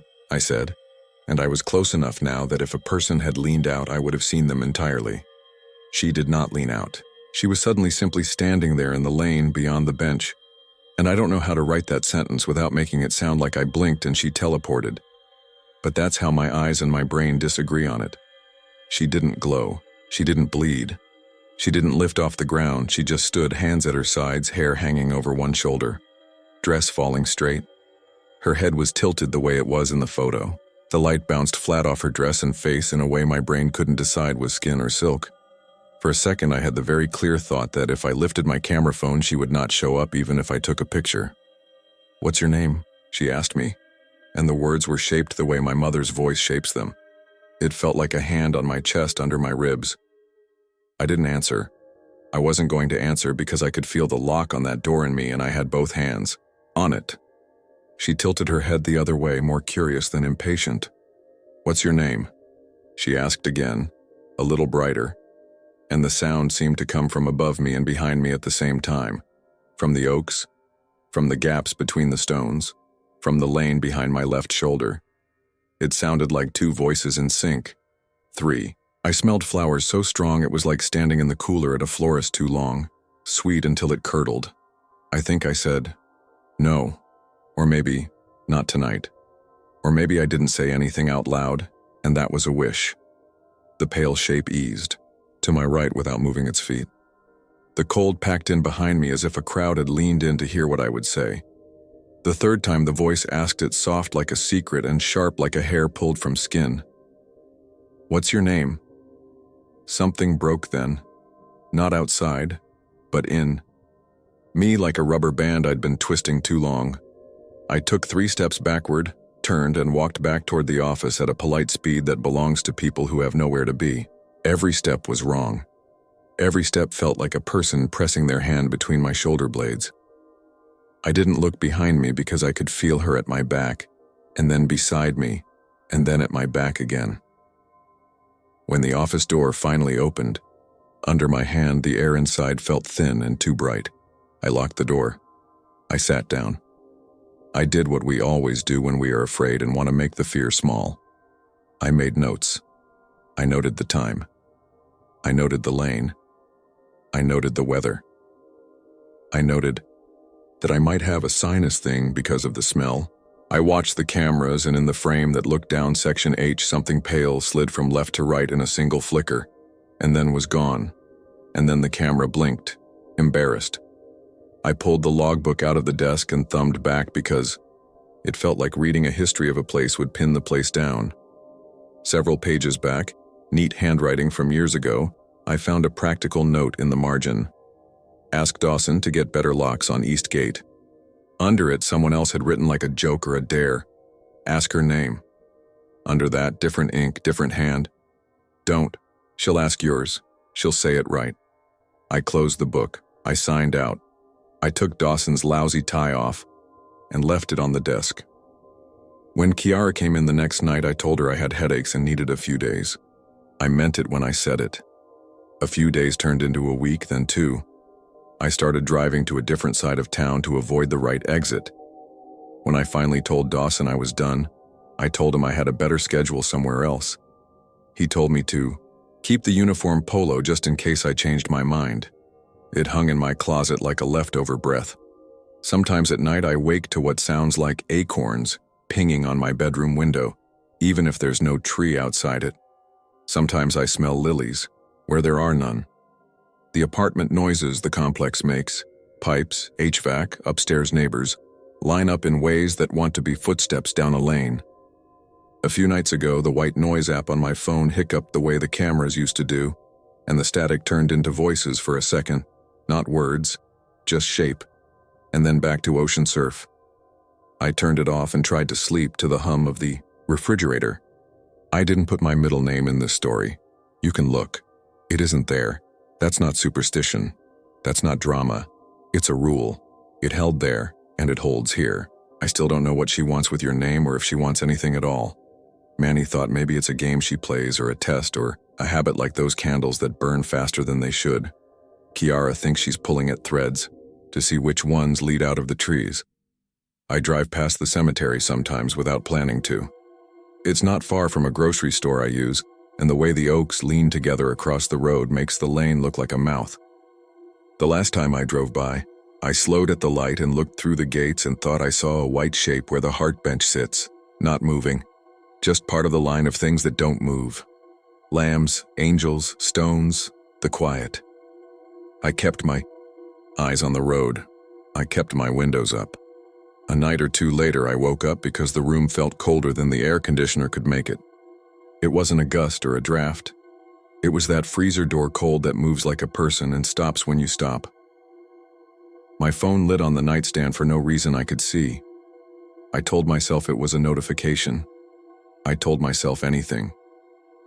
I didn't roll over to look at it because I didn't want to see my lock screen light reflect off anything behind me.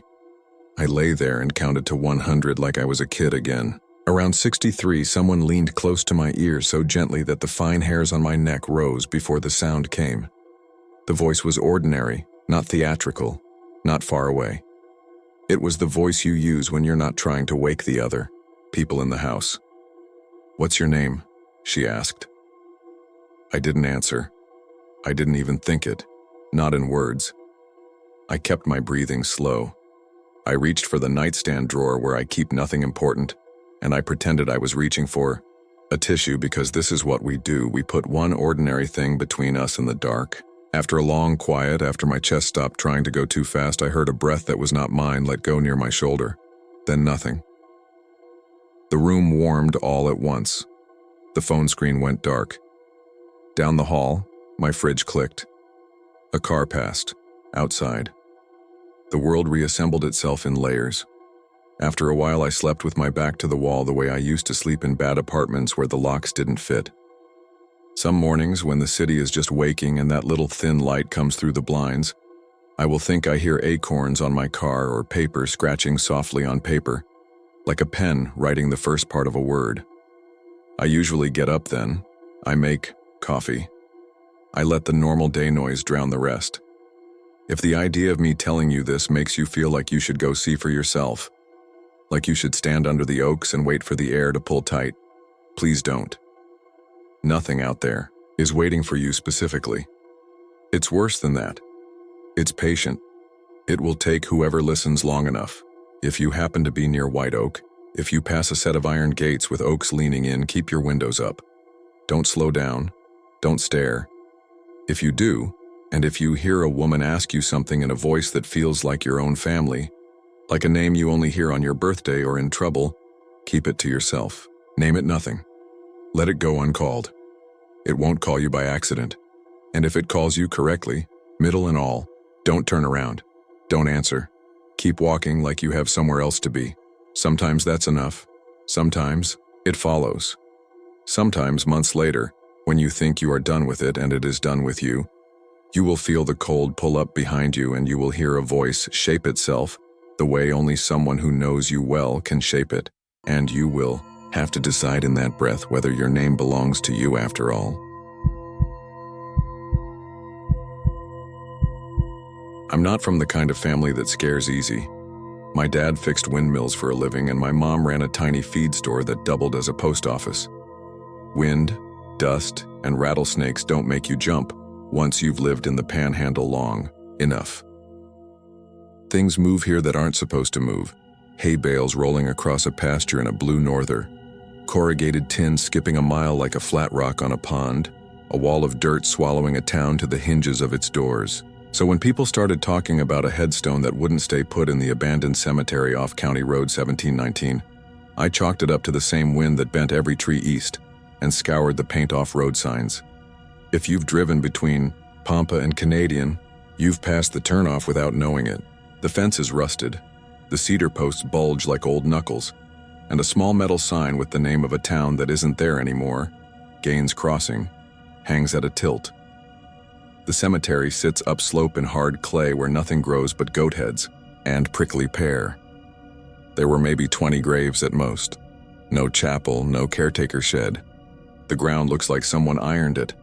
I first heard the story at the diner in Wheeler from an old rancher named Roy who wore a red bandana around his neck to keep the dust out. He was half laughing when he said it. Rock like that ought to make a liar out of the wind, he told me, stirring his coffee with the same spoon he'd used to shovel gravy over his chicken fried steak. It keeps dragging itself down to the fence line like it wants to hitch a ride out of there. I tied this very bandana on it last spring to prove folks wrong. Next morning it was 10 feet closer. Bandana still flapping, knot still tight. Grinned at him because that's the sort of story old-timers tell young guys to see if our backs are stiff. I was 28, working a contract for the co-op, checking lines and poles after storms. My friend Luis, who did oil field work outside Borger, was at the diner with me that morning because he'd been laid off and needed a break from staring at his ceiling. "You're saying a 90-pound headstone took a walk," Luis said. "Like, in the night." Roy shrugged.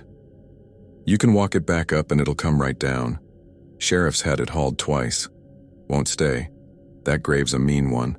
Belongs to a fella they say was hanged for killing his foreman. Name was Cale Briggs or Bragg. I never can remember if it's got 2 G's. From the far booth, the sheriff himself looked over. We all knew him. Sheriff Mayfield, steady as a fence post, gray mustache like a brush. He wasn't smiling. "You boys want my advice," he said, voice even. "You let sleeping headstones lie. I got more pressing business than hauling granite up a slope so folks can say it slid down again." "You believe it really moves?" I asked him. I expected a chuckle. "I believe I've signed for 2 invoices from Pruitt Stone and Monument, for work I shouldn't have to do," he said. "And I believe it moved while my deputy was taking pictures, that's what I believe. I'm not proud of what pushed me to go out there. Part of it was boredom. A big storm had blown through and we were waiting on a replacement transformer. But more than that, it felt like a dare. Where I'm from, we don't like being counted among the gullible. If you can measure a thing, you can settle it. So I called my cousin, Melissa. She's an EMT in Shamrock and a stubborn kind of fearless that gets her in trouble. She said yes before I finished describing it. We picked a Saturday. Luis brought a cooler, a tape measure, 2 headlamps, and the kind of laugh he uses when he's betting against me. I brought surveyor's flags, a roll of orange marking tape, and a can of that contractor paint you use to mark utility lines. We got to Gaines Crossing an hour before sunset. The panhandle has that long, low light that makes everything honest. You'll see the dent in your truck and the coyote crouched in the grass 60 yards off. Wind rattled the grass heads and there was that smell of caliche dust and hot creosote. We parked by the cattle guard. The fence was 3 strands of barbed wire with a gate that was more hole than gate. We walked up the slope, our boots slipping, on marble-sized stones. The headstones were simple. Rounded tops, some marble, some granite, some just wooden markers that had been eaten to gray smears. Most leaned a little. The grave we came for was not the biggest or the fanciest. It was the color of dried bone with a smooth face and letters cut shallow. Caleb Bragg, 1879-1911. Murderer, no dates, no beloved, no prayer.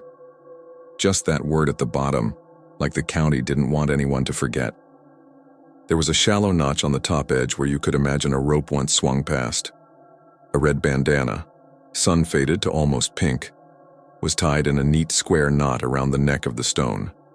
Its ends fluttered like tongues. I thought Roy had made it up, but there it was. Wind cut across the hill and stung my eyes. The bandana snapped. "Creepy," Melissa said, hands on hips. "Creepy, but not weird yet." Luis unrolled the tape. "How do we measure it?" "From a fixed point that can't move," I said.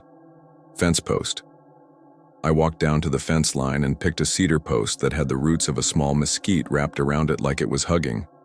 I hammered a rebar stake into the dirt right against it just to be sure, and spray painted a numbered mark.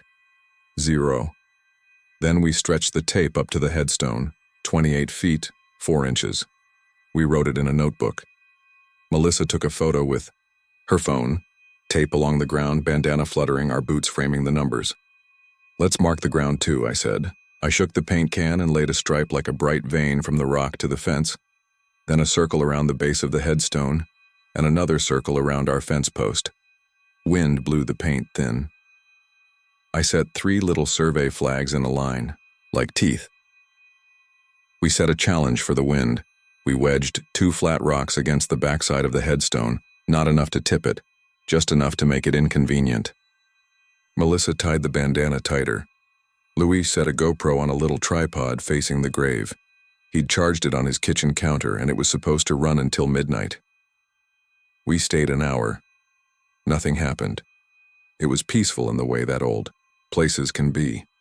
A hawk sliced the sky. A semi on the highway 3 miles east made a distant hiss. Dust devils wandered the pasture like thin kids. A pickup slowed on the county road to look at our trucks, then kept going. We left after the first stars came out. It had been a nice walk, I told myself. A story is one thing at a diner, and something else under the big sky. At 9 the next morning we were back, thermoses in hand. On the climb up I couldn't figure out what looked wrong. The hill was the same. The wind was the same. The fence made the same lazy ripple. The grave didn't look off until you noticed the paint. Our painted line was not a line anymore. It kinked and veered like someone had grabbed the middle and dragged it lower. The 3 survey flags leaned as if tugged. The circle around the base of the headstone had been stretched into an oval, and the rear edge of the granite left a clean skid mark in the clay like a heel. It wasn't 10 feet. Not yet. But it wasn't where we left it. Luis swore. Melissa crouched and put her finger in the skid and rubbed the baked dirt between finger and thumb. Not last night, she said. This morning it's still damp at the bottom. We had wind, I said. It sounded dumb, even to me. Wind didn't drag your line, Luis said. He picked up the GoPro as if it might bite. The little red light was off. He frowned and thumbed buttons. The screen came up and said full. We scrolled. The last clip was 5 seconds long and recorded in the car on the way out. He hadn't hit record at the grave. That was our mistake, not the ghost's. His face was half angry, half relieved. I marked the new distance, 23 feet and some change. I took another picture. We stood there longer than we needed to, our shadows shrinking across the ground. A crow hopped along the top wire of the fence and made a noise like a door opening. A gust of wind came up the slope, cool and fast, and the bandana whipped straight and then hung slack as if someone had pinched it midair. I felt the hair on my legs prickle even through my jeans, and I couldn't tell you why. We went back to the diner. Roy asked in the same tone you use when you check on someone who's been sick, like he knew the answer before I did. We showed him the pictures. He didn't smile. Told you, he said. Sheriff won't be happy you're poking it. The sheriff was at the counter, eating pie. He looked at the photos without touching my phone. You boys planning to tie it down with a bull rope? He wasn't scolding. He was asking. Strap, I said. Ratchet strap and a ground anchor. Purely to prove to ourselves that wind can't, you know. What it wants is the road, Mayfield said, using the back of his fork to square the pie crust. I've watched it move when a car was coming up the grade like it could hear. 12 inches, then 4, then 2, then still. I figured I was seeing mirage until Deputy Lawton cussed. He saw it too. He stood and left a tip under his coffee mug. If you go back out, take something of yours you don't mind leaving. You don't want it taking an interest in you instead. I laughed then, because fear and pride live in the same pocket, and both feel like heat at the back of your neck. I shouldn't have laughed. We were already in it. We went out again that evening with new equipment. We anchored an auger into the clay near the fence, the kind you'd use to tie down a trampoline. I ran the ratchet strap around the headstone the way you'd strap a fridge in a pickup bed. We tightened it until the strap sang. The tape said 23 feet 1 inch. I patted the stone, an honest, awkward gesture, and felt heat. Not warmth from sun. Heat like when a belt sander has been running. I jerked my hand away and told myself it was just the day. We drew a new line with paint. Melissa poured a line of flour along it, a white stripe that looked like someone had spilled sugar across a giant's table. If something drags, she said, it'll leave sign. We sat on the tailgate and drank lukewarm beer and told dumb stories.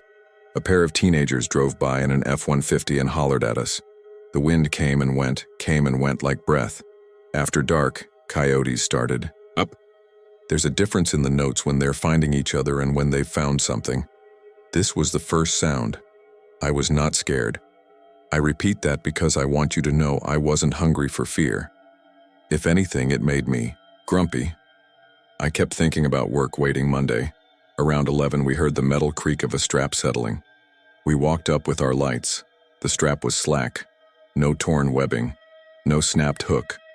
The auger was where we'd screwed it down, and the knot in the strap lay in the dust like a neat bow tie you could have lifted and put on. The bandana on the stone flicked and twisted in a breeze that didn't touch my face. I put my hand to my cheek and felt nothing, and watched the cloth move anyway. You know how your ears feel in an elevator when you're dropping?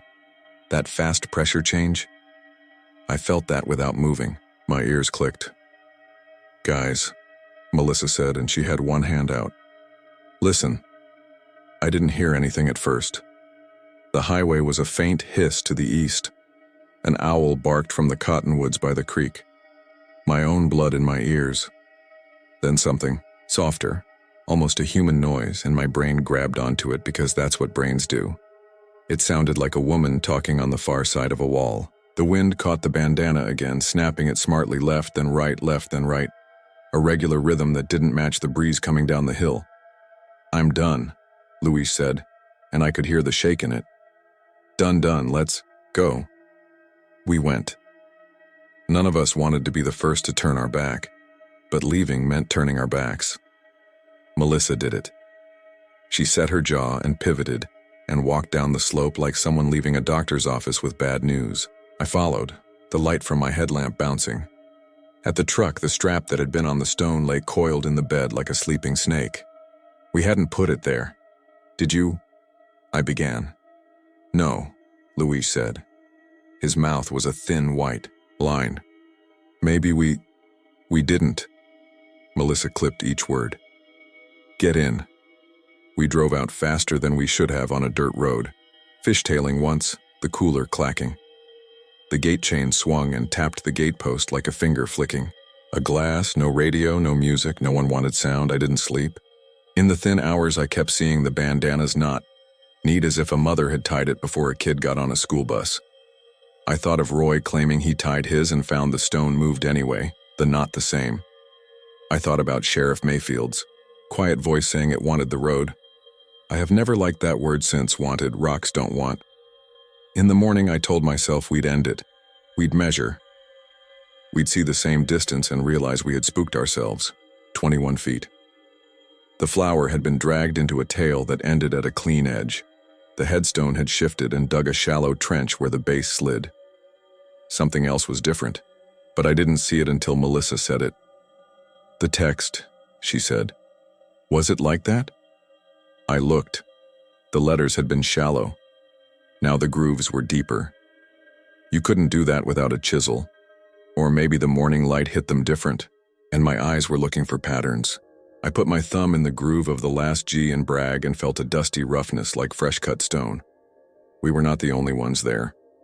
A county truck pulled up. Sheriff Mayfield stepped out with a thermos, and Deputy Lawton with a camera. The sheriff didn't say good morning. He walked straight up the slope, paused beside us, and looked at the grave, hands behind his back, like a man looking at a dog that bites. A light breeze plucked at his mustache. "You moved it again," he said to the headstone like it could understand. He squatted with a grunt and put his palm on the top edge like he was blessing it. "That your flower?" he asked us without looking. "Yeah," Melissa said. "It dragged." "I see that," he said. "You know the story?" He was still watching the grave. "Why he got murderer on his stone? County archives say he shot a man on the road out by Mobeedy. The man was in a wagon with his wife and baby. They said Bragg tried to pull him out, folks said, over a land claim, and when the man wouldn't, Bragg shot him in front of both. Folks caught Bragg before nightfall. They hanged him under the big elm by Sanford Crossing. His people put him here. His people left." He finally looked up at me. "There's a patch of road between here and Highway 83 where you'll hear dragging if you stop at night. Chains or maybe a strap. Folks hate to stop there. Go on. Take a nap on that stretch and tell me if you wake up happy." "You think he's trying to get back to the road?" Louise asked. I think something tied to him is, or tied to the word, under his name. The sheriff rubbed his jaw. We've dragged this thing up and braced it. I ordered a concrete collar once. It cracked. I won't spend that money again. What I can do is this. We'll move it together, all of us, and I'll ask you not to come back. We helped. We got a chain around it and hitched it to the county truck. The sheriff stood to the side and said, "Easy," while the deputy feathered the gas. The headstone left a pale trench behind. A breath of dust rolled up and away like smoke from a single match. We set it back above our original line, with the fence a dozen paces downslope. The sheriff rested his hands on his knees and breathed carefully. Sweat lavender's a man's smell when he's been scared. That sounds like poetry, but it's not. It's what I remember. That'll do, he said. You leave it be. We said we would. We meant it when we said it. We lasted 3 days. The problem with something like that is it sits in your head like a weight on a shelf you haven't attached to studs. You keep checking if it's still there. You walk by and poke it. I told myself I was just driving by when I took the turn again alone. Evening coming on, light slanting copper across the grass. I didn't call Melissa or Luis. I told myself I would sit at the fence and look and not touch.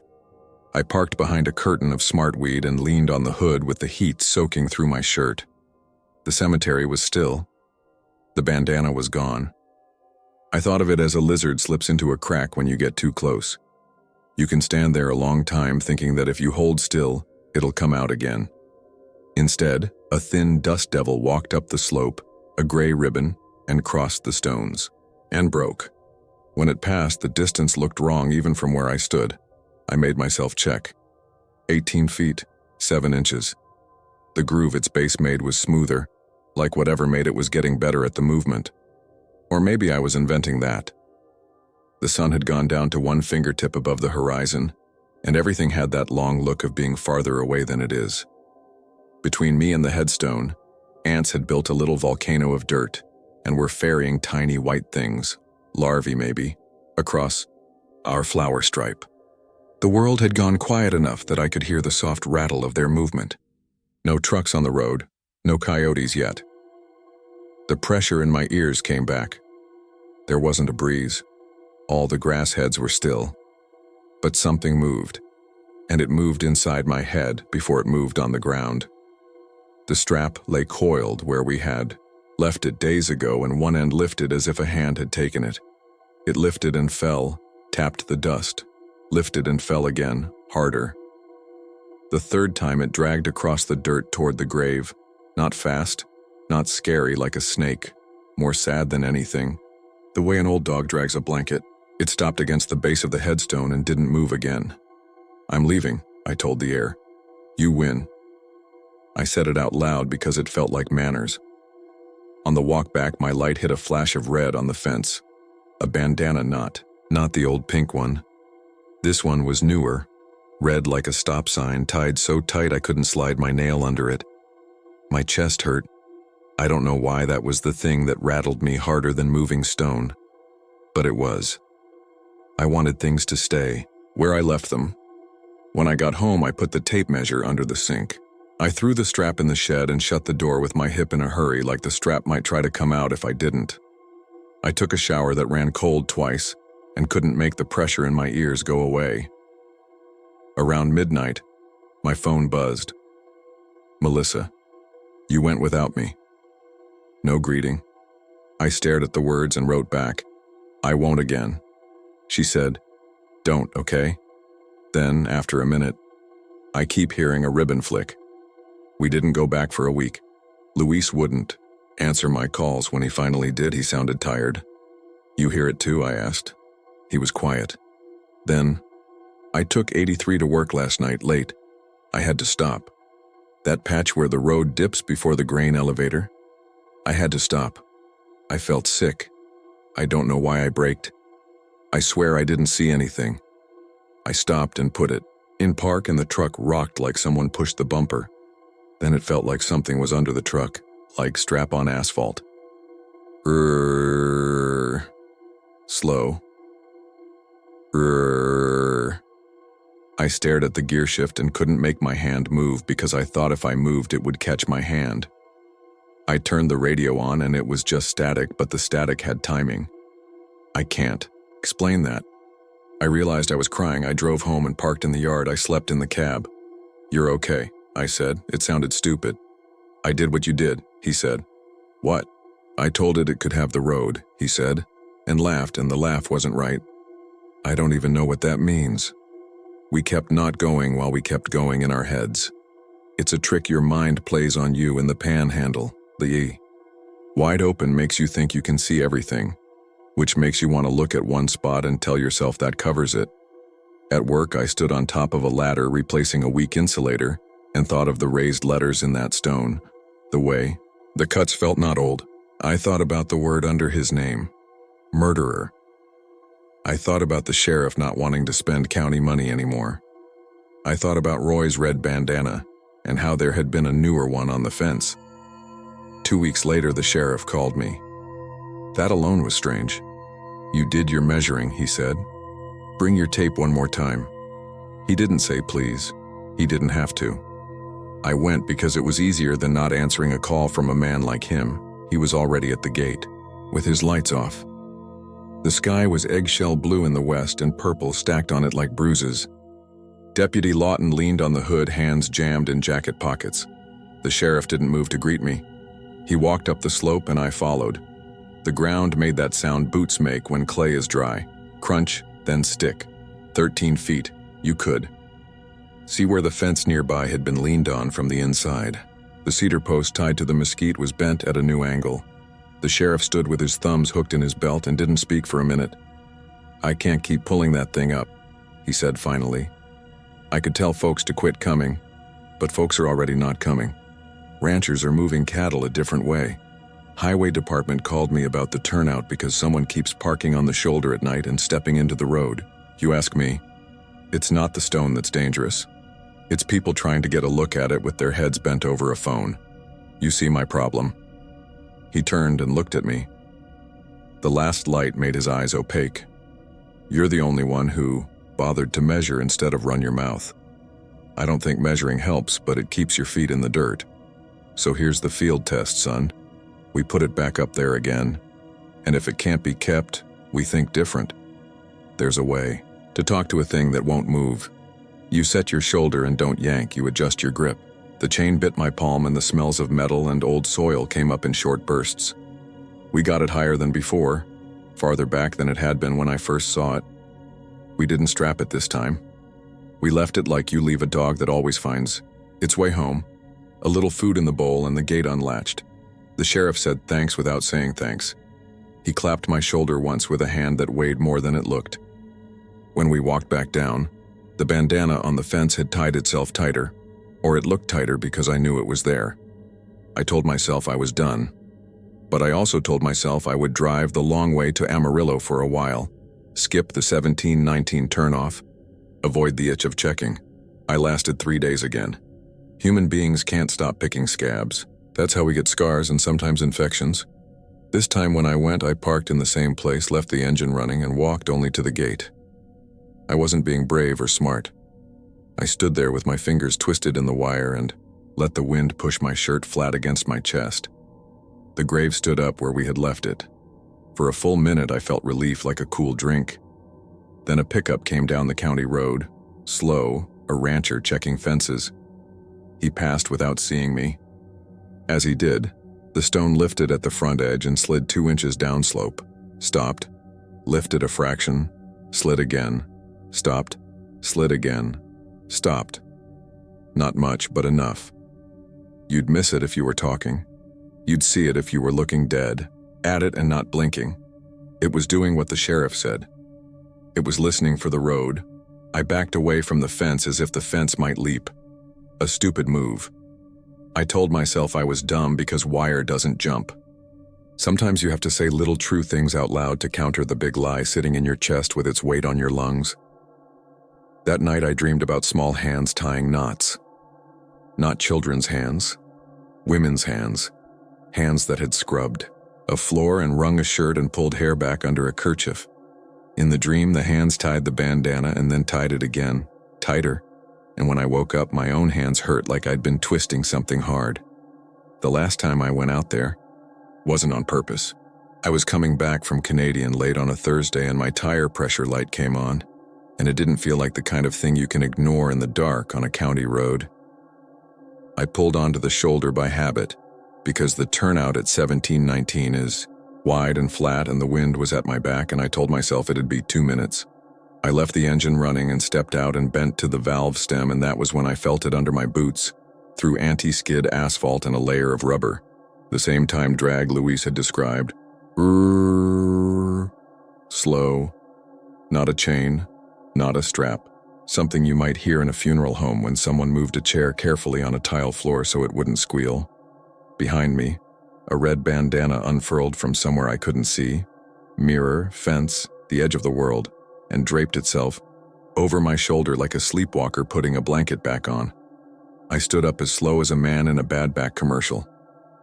I didn't shake it off, not because I wasn't scared, but because I was so scared any sudden move felt like handing someone a lighter at a gas pump. A set of headlights crested the rise to the west. My brain ran 2 tracks at once. Don't be in the road and don't be alone. I raised my hand, palm out, like a guy with a car in trouble. The truck slowed. It was the sheriff. I didn't plan that. It's just small counties are small.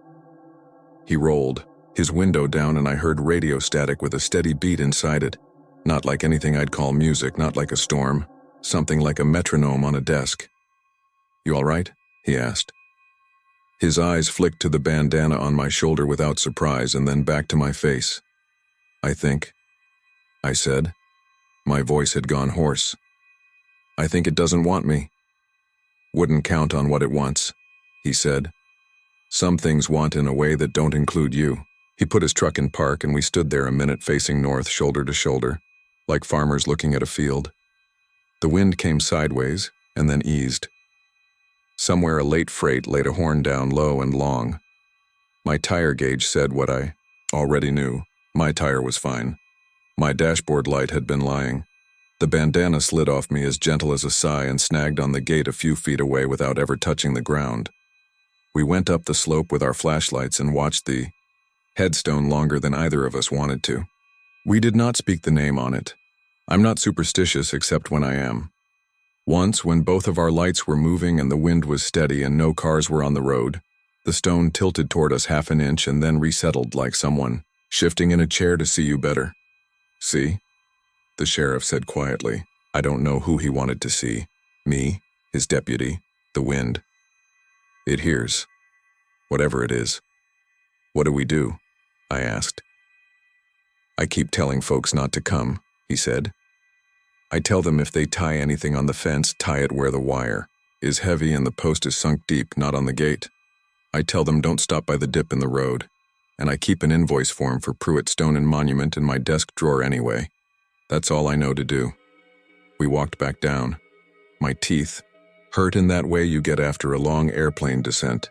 The radio in the sheriff's truck clicked and hissed, a voice buried in cotton, and for a second I thought I heard a woman say, "Let me see." But that might have been my brain trying to read clouds as animals. The sheriff didn't comment. He tipped an invisible hat when he drove away. I stood in the turnout until my knees shook. You might want a big clean ending. I did too. I wanted to tell you we poured a concrete slab and it never moved again, or that we dug up the grave and found chains under it, or we dug up nothing and filled it with road base and the world righted itself. People like to hear that order can be restored with enough labor and money. It's not that kind of story. They put a new cattle fence up last month along that stretch. The posts are taller and stouter, that's good. It won't help. The bandanas keep appearing. Not just red. Blue once. A black one that turned gray in a week. They tie themselves, or someone ties them when no one is looking. And if you stop to take one off, you'll put it in your pocket. And later, when you're trying to unlock your front door, your keys will be wrapped in it, and you won't remember doing that. Sometimes on a still evening after 6, if I sit on my porch and the light is a certain way and the evening train is late, I can taste grit at the back of my tongue and my ears pop, and I know the stone is moving. Not far, just enough to make the difference. The way an hour makes a difference when you leave a roast in the oven. Melissa says she dreams about being buried in clay and not minding. Luis got a new job out at the plant and won't take 83 anymore. He takes the long way, around through Perryton, adding 30 minutes to every commute. He says it helps him sleep. He still keeps the strap in his shed. He still won't throw it away. A couple of months ago, I saw Sheriff Mayfield at the grocery store. He was in line with a bag of flour and a stack of cheap plastic survey flags, the exact kind I buy. He looked embarrassed. The way you look when you're buying something practical and it makes you feel like a fool. He nodded once. Neither of us said where we were going with what we'd bought. I didn't ask how many invoices he had printed that week. If you take 1719 and turn into Gaines Crossing, do me a favor. Don't do it alone. Put your phone on airplane mode and tie your shoes tight. Walk up the slope and read the name. Don't say it out loud. Count your steps to the fence and back, and don't count again if the number is different by 1. If a bandana is tied on the gate, leave it. If there isn't one, leave it. If you hear the sound of something dragging slow on a hard surface and you can't see, stand still until your ears pop. It will pass. If it doesn't, that means you're the one who told this story today, and the stone is listening to you instead of me. I'm sorry if that's the case. It means it's your turn to keep measuring and never stop it. Your turn to promise yourself you won't go back and then go anyway. Travelers have said one headstone moves. That's the telling. The truth is smaller and worse. It doesn't matter where the stone ends up. The road is already there, and the fence line can keep shifting until the wire hums with it. The only thing that stops is the part of the story where you drag it up and say there, fixed. The panhandle teaches you that you can't fix wind. You can only brace yourself and tuck your chin and blink into it. The headstone understands that better than we do.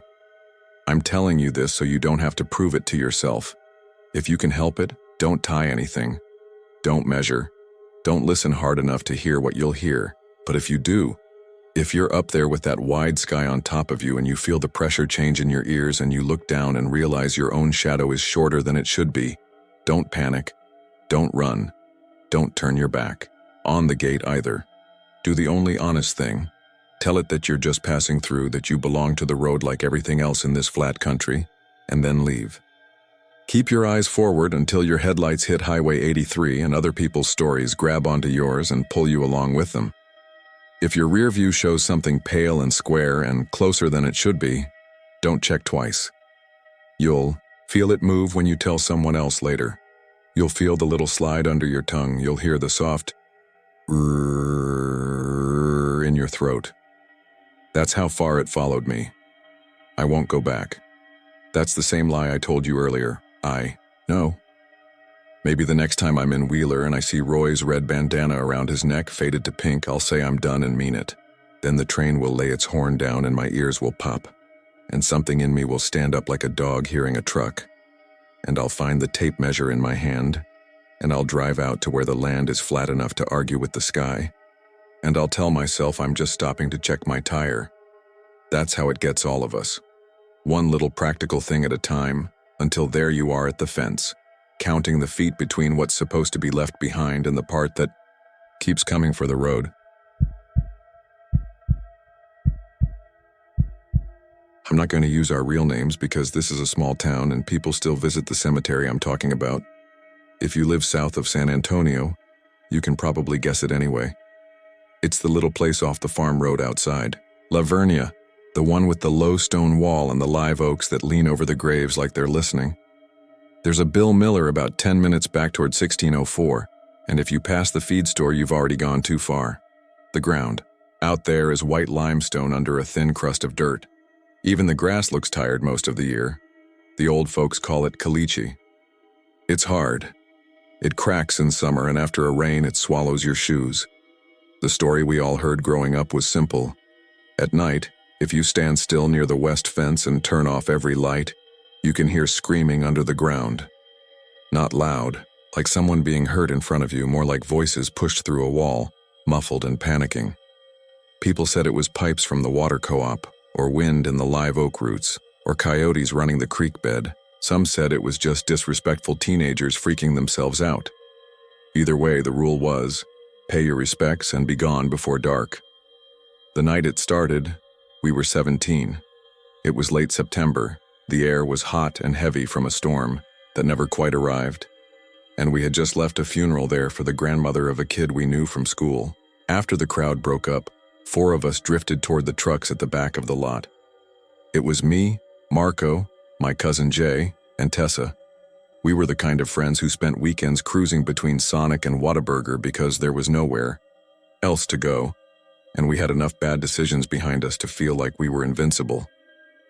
The cemetery was quiet. The only sound was a wind that smelled like wet dirt and hot asphalt. The groundskeeper, a sunburned guy with a Spurs cap and a broom, was raking flower petals into a pile near the gate. He had the loose, easy walk of someone who knew every inch of the place. He told us kindly to head out early because the back fence had soft ground from irrigation.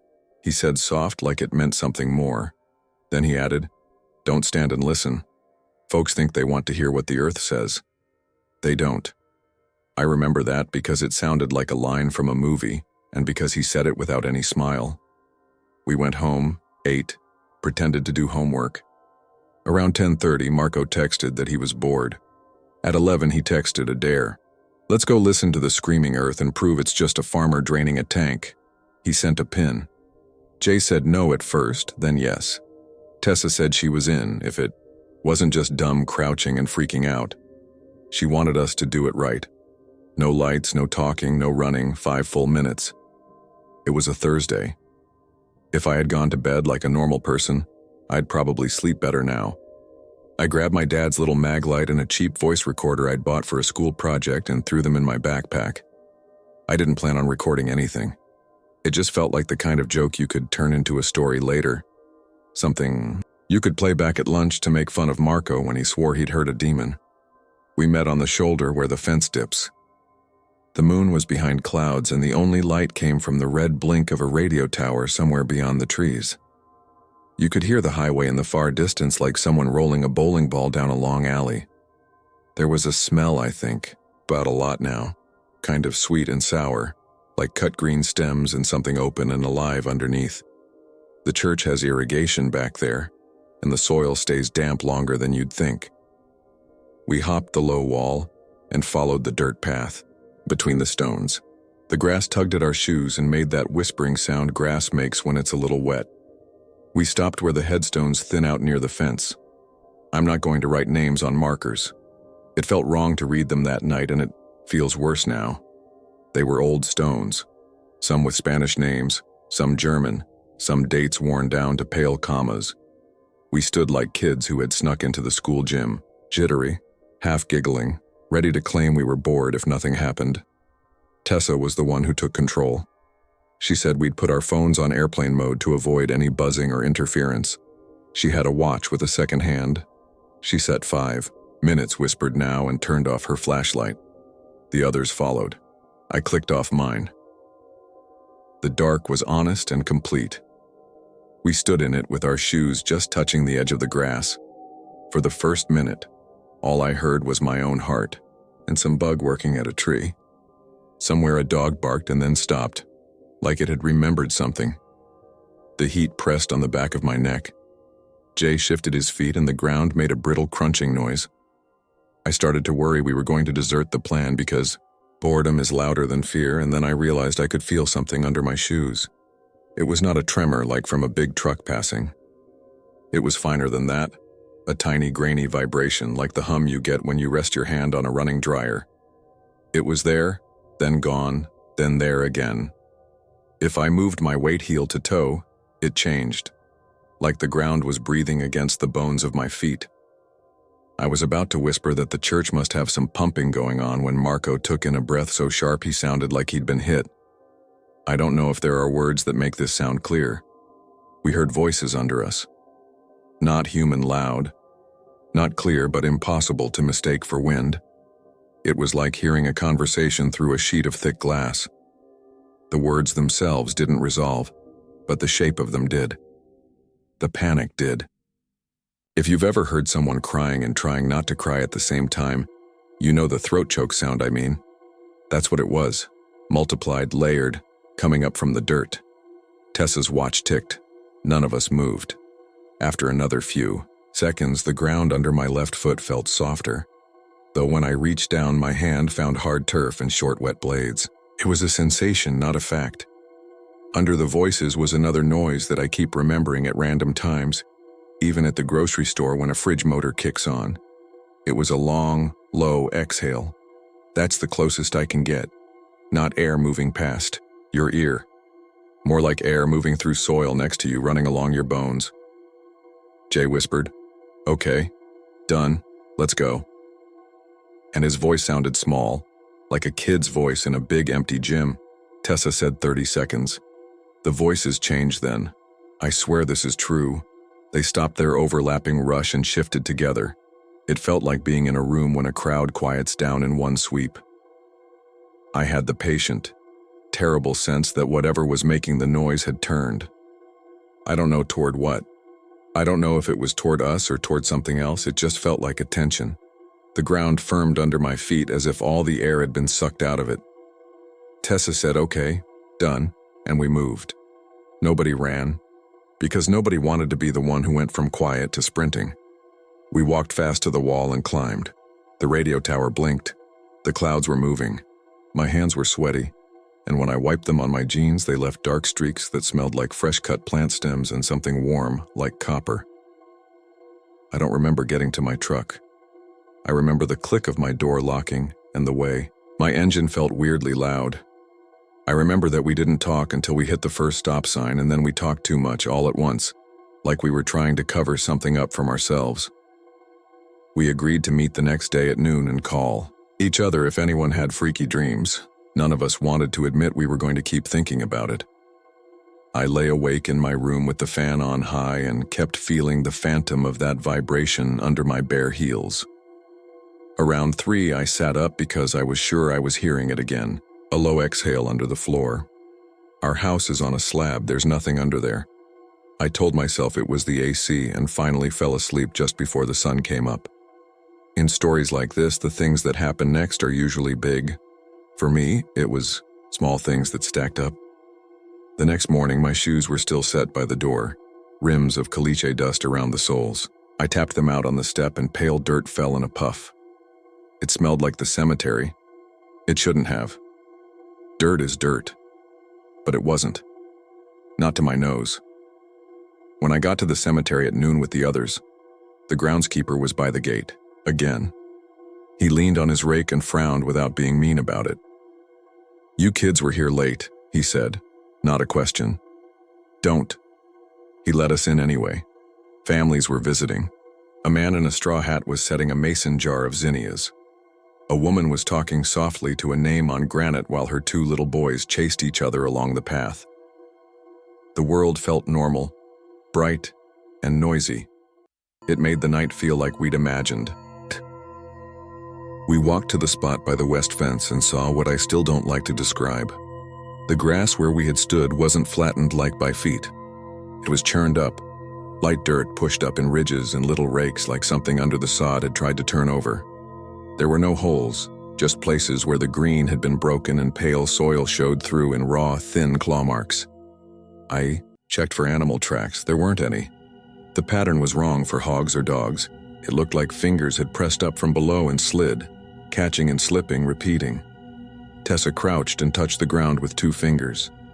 She made a faint face and wiped her hand on her shorts. I asked what, and she said, "It's warm." It was 93 degrees and humid. Everything was warm. I touched the dirt anyway. It was warmer than the grass. That didn't make sense. We were under live oaks. The ground should have been cool. The groundskeeper came over. He stood with us for a second and then took 2 steps back like he'd stepped on a loose board.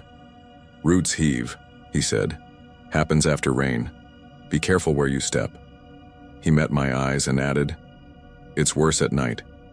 Don't come back tonight."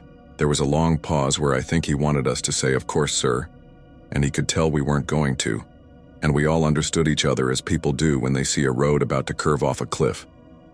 I was the one who went back that night. That sounds like I'm brave. I'm not. I just wanted to undo the feeling that something had turned toward us. I brought the little voice recorder, not to catch ghosts, but to catch stupid wind that would sound like moaning so I could show everyone and be done. I parked on the shoulder at 11:50, walked past the gate, and set the recorder on the ground where we had stood. I stood next to it for a minute, feeling exactly as stupid as I expected, and then turned off my light. You learn things about your body in dark places. You learn how your ears crank up and start feeding you every small detail. I heard the rustle of a lizard in the leaves. I heard the tiny metallic tick of my truck engine cooling even though I was 50 yards away. I heard the wind not moving. I waited. Somewhere a bird made a single note and then went quiet. I waited more. The vibration came on like a switch. I could feel it in my arches first, like someone had pressed a phone on vibrate against the bone. I held still. The exhale sound rolled up from under the recorder. I swept my foot slowly through the grass until the feeling swelled to its biggest. Then I planted my feet and made myself breathe. After a few seconds, a voice swam up through the dirt like someone rising through water. I couldn't hear the words, but I heard the shape of a voice that was trying hard to be calm and not managing it. Another voice built on top of it, and another, and the whole thing pushed up against the surface like pressure against a lid. I thought about how far sound travels in the ground. They say you can hear trains through rails from miles away. They say pipes carry strange echoes. I thought about those things to keep my body from going somewhere without me. I let the recorder run for exactly 5 minutes, gathered it, walked to the wall, and made it all the way to my truck before I looked back. When I did, I saw the grass lift and settle one time in a circle as wide as a kiddie pool, like something big breathed out. At home, I put the recorder on my desk and stared at it. I didn't press play. I got in the shower to wash off the smell of dirt and green stems. I stood there too long, and when I turned off the water, I heard the exhale sound under the tiles. That was too much. I dried off and pressed play. When people post clips online and swear you can hear voices you usually can't, you hear what you want, or what they make you want by telling you first. I didn't have anyone telling me what to hear. The first minute of the recording was just crickets and night hiss. Around 1 minute and 20 seconds, the static thickened. The low exhale came in. I turned the volume up. The gain on that little recorder is bad. It makes everything sound like it's happening under a blanket. The voices came after that, layered and thin. If you've ever stood outside a busy restaurant and listened through the windows, you know the sound of many people trying to talk. That was the shape of it. It would have been easy to say that's all it was. At 2 minutes and 40 seconds, something happened I have never been able to explain away as my brain making a pattern out of noise. Through the layered rush, a sound cut in. Closer to the microphone than everything else, it said my name. Not nicknames, not something similar, my first name the way my mother says it when she's trying to get my attention in a gentle way. Not how my friends say it. I paused the recording with my fingers shaking without me telling it to. I sat for a long time on the edge of my bed. When I played it again, I expected to hear I'd imagined it. It was there. My name. Then the rush of other sounds washed over it again. 2 seconds later, there was a short, sharp intake. The recorder picked up the air on its own capsules. After that, it was just the wind that wasn't wind until I clicked stop. I didn't sleep. I watched the walls get lighter and listened to the house make its night to morning changes. At 8:30, I texted the recording to the others with no comment. 10 minutes later, my phone lit up with calls and texts I didn't answer. I drove back to the cemetery to give the recorder to the groundskeeper because that felt like the right thing to do. I don't know why. Maybe I wanted an adult to hear it and tell me it was a sprinkler leak. He met me at the gate like he'd been waiting. I showed him the recorder. He didn't take it. He asked if we had stopped here for fun for long, and I said yes. He nodded in a tight way. People think these places are for the dead, he said. They're for the living. The dead don't need the fence. He looked toward the west fence and added, "There's an old trench out there from when they put folks under during the fever. They lined them up fast. No record's good enough. The dirt settles different where a lot of bodies used to be. When the water moves, you get noise in the ground. When the clay swells, you get heaves. It's the land talking." He was giving me an out. I wanted it. I said thank you and started to hand him the recorder again. He shook his head. "Don't bring me your voices," he said, not unkind. "Take them away from here." That night, all four of us went back. I'm not proud of it. I think about the woman at the grave with the boys and I feel like we broke into someone's house. But we were 17, and the thing that had turned toward us felt like it was waiting for us, specifically. We brought a spool of string and set it around the spot like a circle so we could tell if the ground moved under it. We stuck 4 cheap wooden skewers in like tent stakes and tied the string to them. Tessa set her watch. Jay crossed himself. Marco laughed at him and then crossed himself a second later. We turned off our lights and waited. It didn't take long. The vibration came in like a distant engine. The string twitched against my ankle. I looked down and saw it move one little tick between the skewers, like someone had hooked it with a finger. I told myself there was a breeze, though there wasn't. The voices rose. I knew I was going to hear my name again and I thought that would be the worst part, but it wasn't. The worst part was feeling the ground under my right foot stop being ground in the way I've understood ground my whole life. It went slack, almost like stepping on a mattress after hardwood. I shifted my weight and it firmed. Tessa reached for my arm in the dark at the same time my own name rose from the dirt right under where my heel had been. It didn't sound like my mother that time. It sounded like me. Not a recording, not a mirror, just the shape of my own voice pushed through something heavy. Marco said quietly, "Okay, we're not doing this." He took a step and the string went tight. He tripped, swore, and in that stuttered moment, the earth, inside our little circle, made a heavy sigh. The ground didn't cave in, not all the way.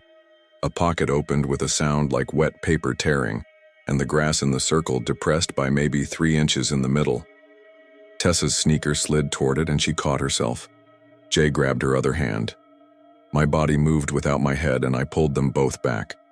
For a second, the 3 of us were a little team in a tug of war with the lawn. It held us. We backed. Away.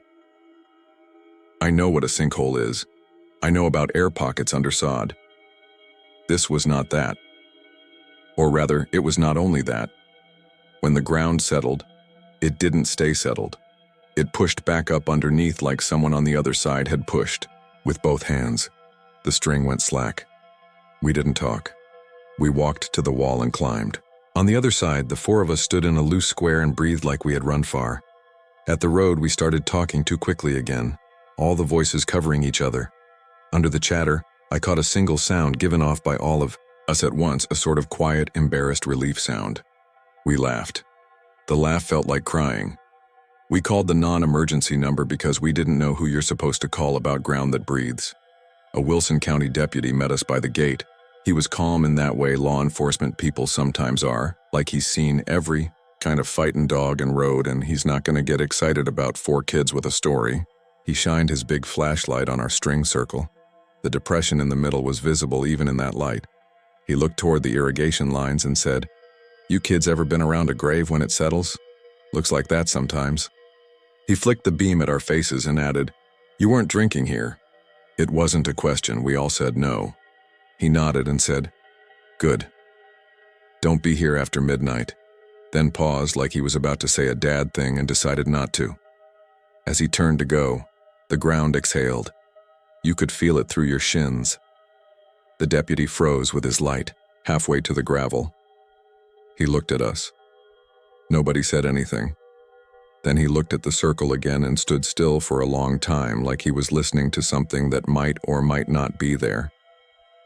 He put his hand on the top of the stone wall and squeezed, like he needed something solid under his palm. After a moment, he cleared his throat and said, "Stay off the grass tonight. Let the man who works here deal with it in the morning." He turned away and walked to his cruiser. He didn't hurry, but he didn't hang around either. That might have been the end if not for what I found the next day. The groundskeeper had taped off the spot with yellow tape. The grass inside the circle looked rough and tired. The pale dirt showed in streaks like fingernail marks.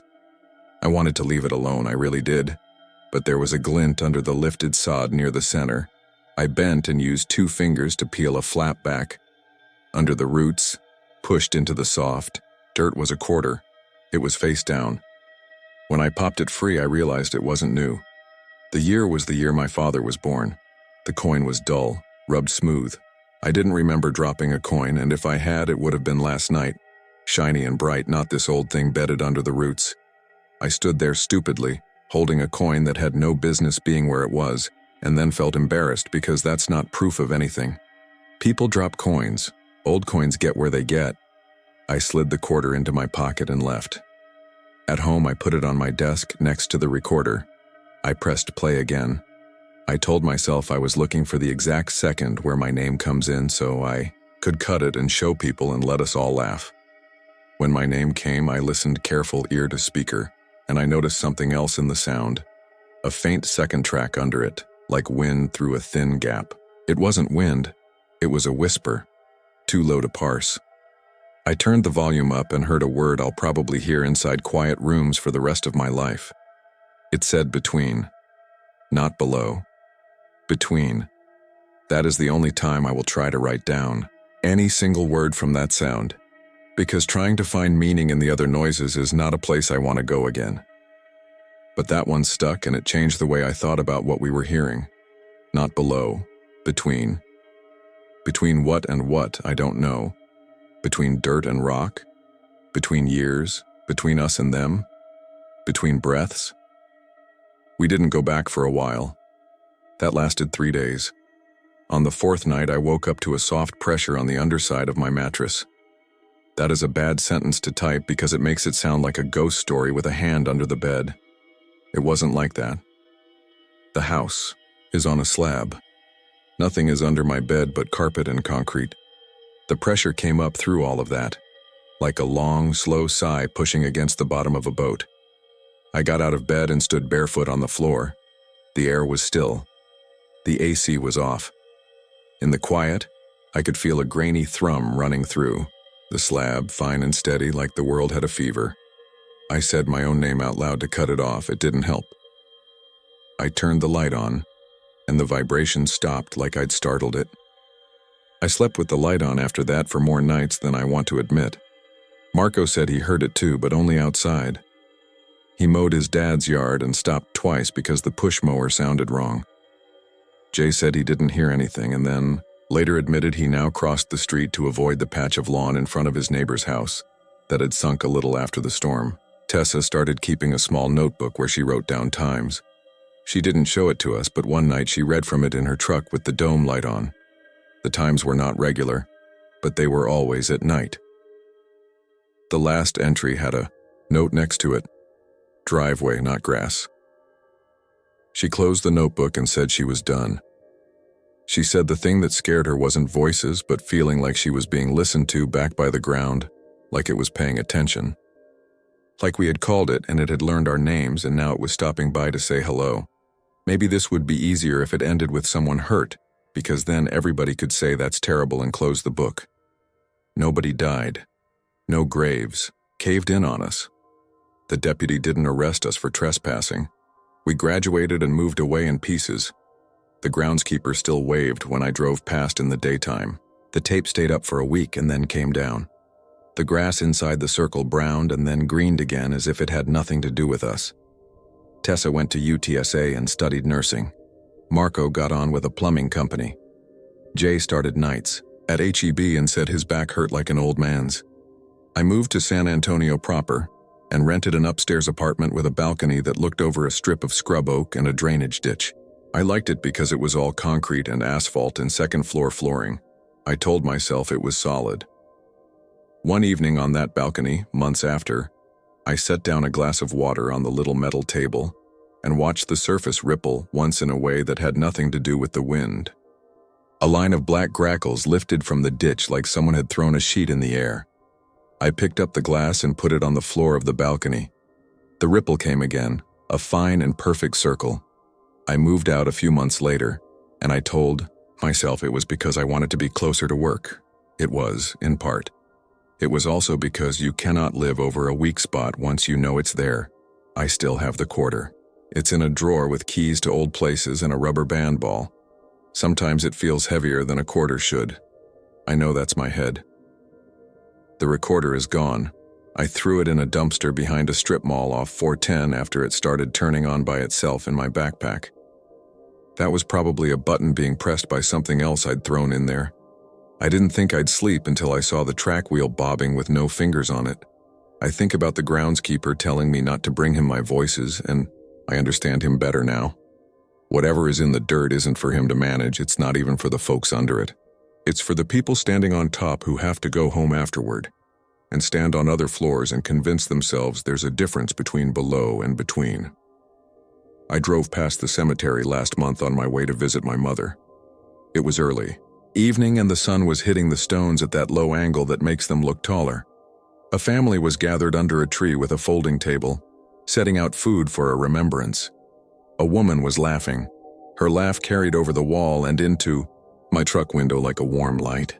I wanted to stop and tell her to take her kids home before dark, to pick up the balloons and the paper plates and go while the air still felt normal. I didn't stop. It isn't my place to hand out warnings on a road where everyone already knows the stories. I'm writing this because if you live near a patch of ground like that, you already know what I'm talking about. I'm writing it because there's a way your body learns a place and keeps listening for it, even in other places that have nothing to do with it. And that's a hard thing to say out loud without sounding ridiculous. At night, when the fridge motor kicks on or a truck downshifts on the road behind my apartment, my feet go looking for something to tell them they're on something solid. Sometimes they find it, sometimes they don't. I keep my shoes by the bed now. I keep my toes off the carpet for a second when I get up, like the surface might be warmer than it should be. If you go out there, I can't stop you. If you stand by the west fence and turn off your lights, you might hear exactly what we heard, and you'll tell yourself it's water or roots or wind in the pipe. Maybe you'll be right. If in the morning you see the grass where you stood churned up like it tried to breathe, leave it alone. Don't take anything.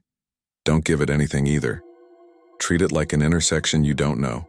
Slow down, look both ways, and get through. And if you hear your own name, look at your friends and make sure they're all still above ground with you, and then go home. I walk the sidewalks now. I cut across parking lots instead of lawns. I stop talking when I step off the curb, like you do when the light is yellow and you're not sure which way it's going to go. And I listen for that low sound at the edge of hearing. The one that isn't the highway or the AC compressors or the neighbor's TV. Most nights there's nothing but the ordinary noise of a city. Some nights the concrete under the crosswalk button gives off a small, grainy hum that moves up the bones in my hand when I press it.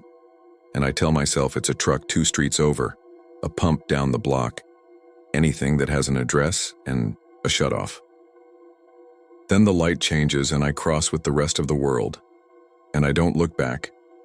Because I have learned there are places where looking back is a kind of answer, and the ground loves answers.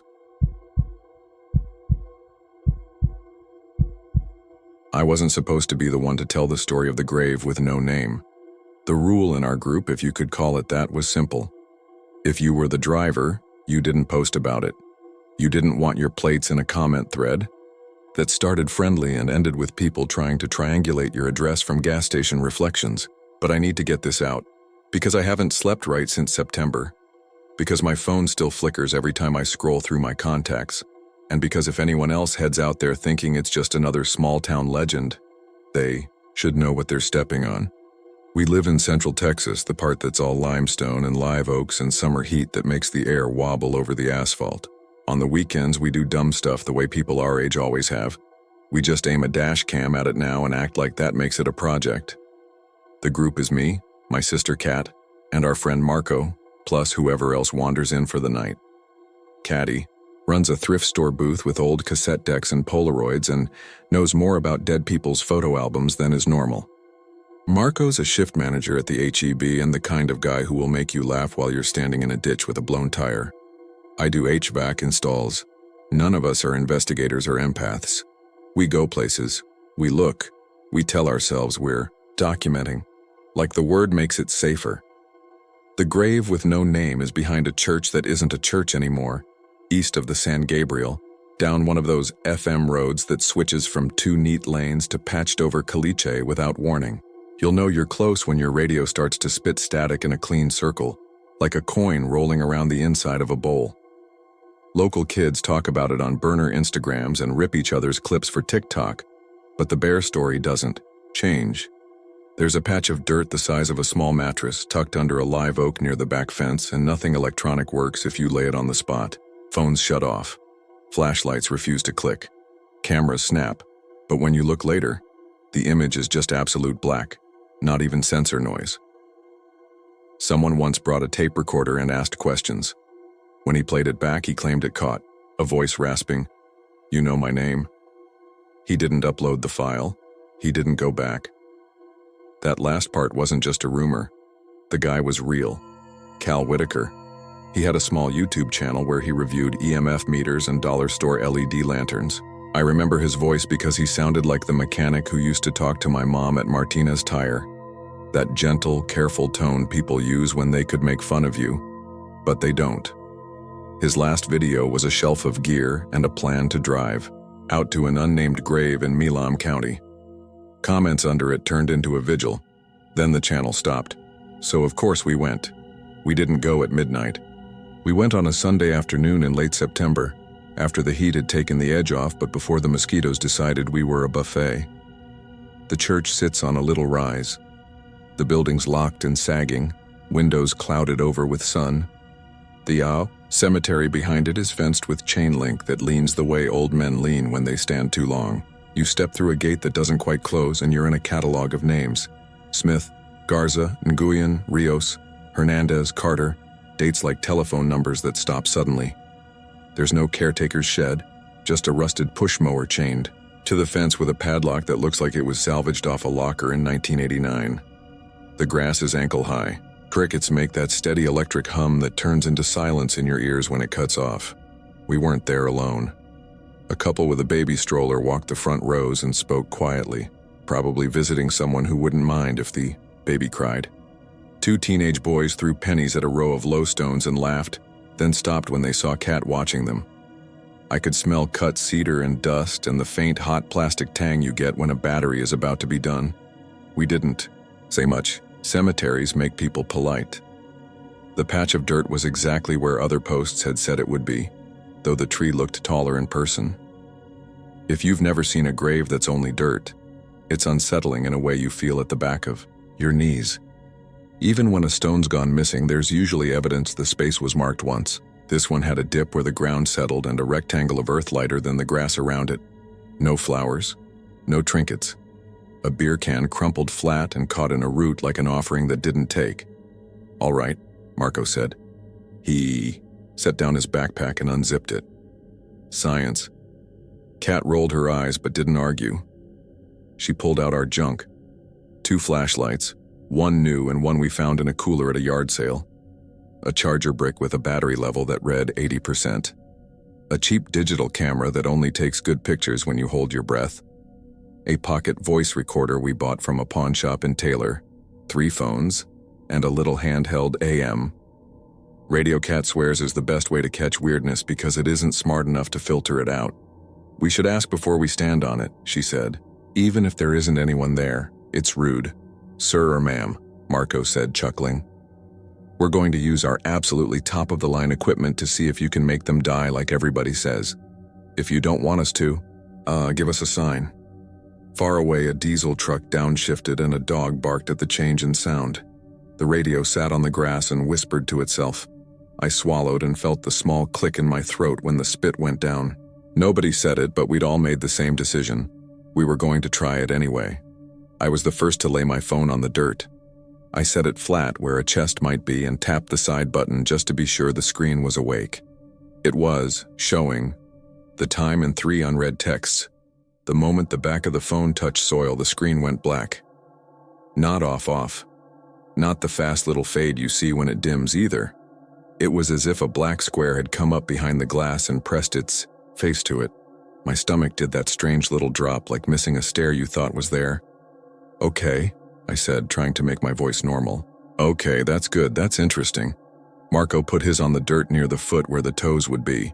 It died so clean there wasn't even a vibration. Kat balanced hers near the left shoulder and the flashlight beam kicked when she let go of it, a visible ripple, and then the flashlight died too, still in her hand, as if Whatever it was flared up to swat it because it was too close. "Pick them up," Kat said, and there was no eye roll in her voice now. We did. Marco's phone wouldn't respond at first. He held the power button and swore softly and held it again. It finally showed the battery icon like a body checking its pulse.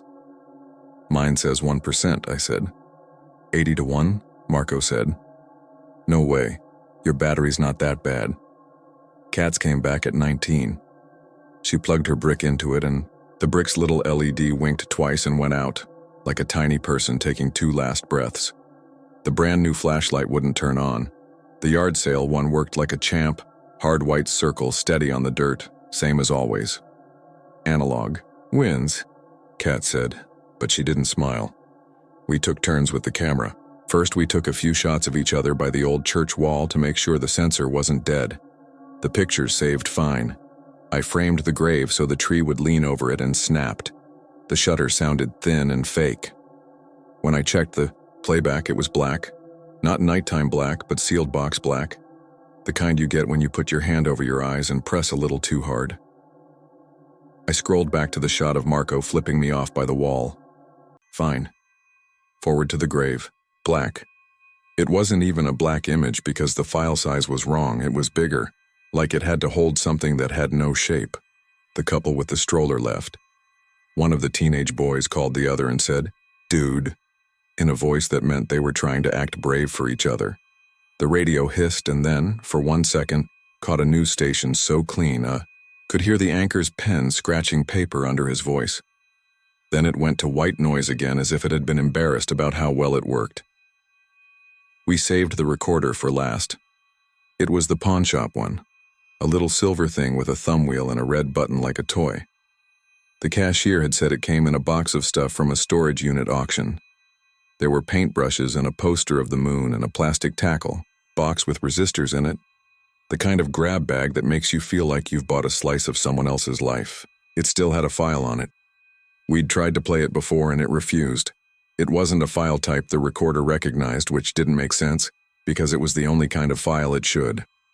"Put it on the ground," Kat said. "Don't. Press record. Just set it there and count to 10. "Count to 13, Marco said. "If we're doing it like folks do online." "13's not magic," Kat said. "It's just edgy." "You're right," Marco said soft. "Let's pick a regular number. Let's pick the age when you start to understand you're going to die." 10 then," Kat said, and we all laughed because it felt too heavy not to. I set the recorder in the very center of the dirt, and the air around us felt like the moment before an appliance kicks on in your house, that not quite sound you only notice when you're quiet. I didn't press record. The red light blinked anyway, once on its own, like a heartbeat behind cheap plastic. I counted. When I got to 4, the radio snapped to a station again. A man was reading names in a church, voice sharp and slow, the way deacons read when they're listing donors at the end of a building fund campaign. The names were simple and old: John, Mary, James, Ruth. Then he said a 5th one, but the sound didn't come through. It was as if the recorder put its hand over the radio's mouth for that part. The red light blinked again. At 10 I picked it up. It was warm, like it had been in sunlight, but the grave was shaded. "Play it," Kat said. I turned the wheel. The screen on the recorder showed the file that wouldn't open. The one it insisted was there but not. Then the screen glitched. The little gray numbers that are supposed to tell you the track length smeared themselves and rearranged into letters that weren't letters, like AliExpress brand English. The speaker popped. Then it spoke with a mouth that had smoked to the nub and never drank water. "You know my name." It wasn't loud. It wasn't even mean. It was irritated the way a father is irritated when you pretend you forgot the name of the neighbor who watched you every summer. It sounded like the voice had a body, and the body was tired of being reminded it didn't. We all looked at each other. I saw in Marco's face that we were going to do the stupid thing and ask a question. He said what I was thinking anyway, because that's who he is. "What is your name?" he asked the patch of dirt. The words came out too hard, like a kid accusing somebody of cheating. The radio hissed with a texture that made me think of water poured on a hot skillet. The yard sale flashlight flickered once and then held steady. The brand new flashlight, dead a minute ago, clicked on in Kat's hand without her thumb touching the button. It lit the fence and pushed a fat shadow of the oak over the grave and then died again. I would have called it batteries being weird if we hadn't already seen that wasn't how any of this worked. "Can you tell us?" Kat asked, softer than Marco, like she was speaking to a teenager coming in past curfew, part mad and part relieved. "We mean no disrespect. We won't touch the ground if you don't want us to. We just want to know who you are." The recorder didn't crackle this time. It clicked, the way a mouth clicks against a dry tooth. Then the voice said the same 5 words, but in a way that sat on my chest instead of in my ears. "You know my name. You think you'll be brave. You think you'll laugh. You think you'll say, 'No, I don't,' and walk away and tell the story later with a joke at the end. The problem is, you'll think of someone. Not the celebrity you had a crush on in 7th grade. Someone whose name lives in your throat and never comes out unless you're alone in your truck with the radio off. The name I thought of was one I hadn't said out loud in 12 years. It belonged to a boy who jumped off a rope swing into the river at a birthday party, came up, laughed, and then went under again while the adults were looking at a cake. I didn't know him well, but I knew his name. It was held in me like a tooth held a filling." Marco closed his eyes. His lips moved like he was counting. Kat shook her head a little, almost the way dogs do when flies are at their ears. "Okay," I said. "That's enough. We're done." Maybe that was a mistake. Maybe it was smart. I don't know. I think about it all the time. Because the moment I tried to act like I could make decisions for us, everything that wanted something from us realized who it had to get through. The recorder chimed. I swear it did. It made a bright little note like an incoming text. The screen went white and then showed my phone's lock screen even though it couldn't have. The same lock screen I've had for 2 years, the photo of my niece in a bat costume on Halloween, but the time was wrong. The time said 12 cause. It was 4 in the afternoon. I heard Kat breathe in. I heard the tiny sound a person makes when their brain hits the wall at the edge of what it can label. "Turn it off," she said. It didn't have an off switch. It had a stop button. I pressed it. The thumb wheel fought me like it was gummed, up then spun too easy, then refused to move at all, the way cheap moving parts always do when you need them. The radio caught the name reading again and we leaned toward it automatically, hungry for anything that felt like a clue. The voice said, "John, Mary, James, Ruth," and then skipped the 5th the same way it had before. The next word was my last name. The way the reader said it wasn't how you hear your name in a waiting room. It wasn't the fun of a teacher calling it because you got the highest score. It was the way a hospital nurse says it, because your ride is here and your paperwork is finished and the rest is not their business. You hear that? Marco asked me, not Kat, me, as if I was responsible now. As if I had brought it and it would leave if I would only do the right trick. Something moved at the far edge of the cemetery. Not a person, not the wind. The shadow under the cedars got deeper, and then the world returned to normal brightness and you don't realize how much a small change in light holds your focus until it stops, and you're released like a tie on a balloon. The teenage boys were gone. The stroller couple had driven off. A car passed on the FM road, bass thumping, and it sounded like a boat on a lake, muffled and far and wrong. Kat put her hand over her mouth the way she used to when we were kids and Mom got a phone call after 9 at night. She'd always say, "Who is it?" and Mom would put up one finger and we'd go quiet because the only calls after 9 were trouble. "I'm done," she said, and tucked the dead flashlight under her arm like a school book. "If you want to keep asking, you can. I'm going to the car." "We'll go," I said. I bent to pick up my phone. When I touched it, it vibrated once. The screen lit. The battery said 1%. A notification stacked over it, then another, and then my lock screen filled with text bubbles from unknown numbers. Not spam. Names. Every bubble was a name, first and last. None of them were in my contacts. They scrolled by too fast for my eyes to grab them cleanly, and yet I recognized 3. The boy who drowned. A girl I sat behind in algebra whose mom died of an aneurysm while we were at a pep rally. A man from the apartment complex across the street who nodded to me every morning. And then didn't for weeks because he was already gone. I didn't know what I did next, not exactly. I know that I dropped the phone even though it had lit again. I know that it didn't land on the dirt this time. It landed on my boot and bounced to the grass, and nothing strange happened except that I could breathe again. "Put the recorder back," Kat said. Her voice was thinner than I'd ever heard it. "We're not stealing it," I said, even though it was ours, pawned, paid for. I set it down at the very edge of the rectangle, where a shoulder would end.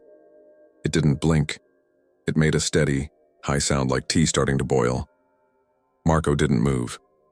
He stood at the foot of the grave and looked like a man in a courthouse who has just realized the judge is about to say his name to stand and hear his sentence. He worked his jaw. He lifted his chin and spoke toward the dirt as if he were telling a secret to someone on the other side of a window. "I think I know," he said. "I think—" "Don't," Kat said. And I didn't know if she was talking to him or the grave or the voice or me. "Don't give it." There are moments that should be recorded. Not with cameras, not with audio, but with whatever little thing in people that remembers exactly how a room felt when someone told a truth. The air over that dirt tightened. The oak's leaves rattled when no wind moved any other tree. The yard sale flashlight, the only thing that had worked like a normal light since we got there, dimmed a little, as if a hand had been set on its head. I felt something want from him. Not the grave, not a ghost, not a person. Want is the only word that fits without making this into something you can dismiss as a story. "Don't," I said, and I put my hand on the back of his neck, not rough like how Dad used to touch us in the pew when we got restless. "You don't owe anyone that." The radio said my last name again. Then it said Marco's. Then it said, "Kat's," not like a roll call, like a memory test for a patient after a concussion. Then the recorder spoke once more. Quiet, tired, and you will think I'm being dramatic. But it said what it said in the same voice my grandmother used when she looked up from a crossword and told you the word she'd been trying to think of all morning. "You know my name?" We left without picking up the recorder. I don't know if that was wise or foolish. I just know that everything in my body howled to be behind a closed car door. When I turned the key, the dash lights flickered like Christmas lights do on the last day before they burn out for good. The radio didn't play music. It read names again. I killed it with the big volume knob, and the silence was so loud I felt dizzy. On the way out, we passed a white pickup parked half off the gravel shoulder. A man stood near the fence and stared past us as if he were watching thunderheads form in a clear sky. He didn't look at us, but I knew he knew we'd been back. There's a way people hold themselves when they share your guilt. He wore a cap with a high school mascot from a town 20 miles away. I almost stopped. I don't know why. Because I wanted a stranger to say we weren't crazy. Because I wanted to warn him. Because I wanted a different grown-up to make a decision for once, but I didn't. We drove. In the rear view, I saw him lift his phone and hold it above his head the way people do when they're looking for a bar. He stood there with his arm raised until we turned. Back home, we did the thing everyone does when something scary happens and they're still riding the energy of it. We made coffee. We talked around the part that mattered. We decided we'd go back in the daylight with more people, with nothing we cared about losing. Then we remembered it had been daylight. Kat plugged her dead flashlight into an outlet. Strip. It didn't take a charge. The charger brick stayed dark. My phone climbed to 5%, then 12%, and then fell to 3% and sat there for an hour like it was stubborn about admitting anything had changed. At midnight, my phone vibrated on the kitchen counter. I don't sleep with it in my room anymore. I already had trouble with nights. I got up and walked out there and told myself it was a weather alert. The lock screen showed a missed call from unknown and a voicemail notification. I didn't press play. I did the adult thing where you tell yourself that if you wait a minute, the thing will feel smaller. It didn't. I pressed play. The message was a hiss, then that thin mouth click, then the same 5 words. When my voicemail transcript attempted to write it out, the box filled with stars and a single letter in the middle. The letter was the first letter of my name. The next day at work, a woman whose unit we'd just installed came out of her house to sign the invoice and asked, "Do I know you?" I said I didn't think so. She said she recognized my last name, from church. I asked which one. She told me. It was the church where my grandmother had read names from a list of donors every spring. I signed the invoice with my initials and my pen hiccuped on the first letter as if it were dodging. That night, Kat called in tears. She had gone to send a photo of a vintage camera to a buyer, and when she opened her contact list, the names had moved. Not replaced hers, not scrambled them, moved them. Every name was a real person she knew, but in each contact card the first name wasn't the first name anymore. It was a last name from a different person. An uncle's last name attached to a boss's first name. A neighbor's first name attached to the last name of the boy who drowned. It took her an hour to put them back. Every time she fixed one, another changed. She finally turned off her phone and left it in the glove box and drove until she hit the county line and had to pull over to breathe. We tried to be reasonable. We tried to say it was an app or a virus, or we'd given permission to something dumb, and this was the cost. Marco took his phone to the mall kiosk where a guy in a bright blue polo promised to reset it to factory and make it right. When he picked it up, the guy said, "Hey, you know how a phone says your name after a reset because it wants to feel personal? Like, 'Hi, Marco.'" Marco said yes. The guy said, "It said somebody else's name, real slow. It was a name Marco didn't tell me." He looked at me and I knew he'd heard the voice say it while the phone was blank, and I knew that was why he wouldn't tell. Because naming is giving. And we had already given too much. 3 days later, I went back to the cemetery because I couldn't stand not knowing if the recorder was still there. I told myself I'd go at noon. I went at 6 because when I got off work, I started driving without planning to. The light was gold slant across the stones, the way light is when families bring folding chairs and sit with the ones they miss on Sundays. The chain link rattled even though the air was still. I walked the row like someone looking for a relative they hadn't met yet. The dirt patch under the oak was neat. No recorder, no beer can. Something small was pressed into the soil at the foot, like a coin someone had pushed with a thumb. I crouched and brushed dirt away and saw the corner of a plastic square. I dug it out with my keys. It was a memory card, the cheap kind that slides into a recorder like the one we'd left. Someone had scored the plastic with a nail in a single line as if they had tried to cut it in half with frustration and given up. I didn't take it. I didn't want to be the kind of person who steals from a grave, named or not. I looked around for the man in the cap, the teenage boys, the stroller couple, the groundskeeper who isn't there. Anybody. No one came. Silence heaved once and sat back down. At home, I told myself I wouldn't think about it anymore.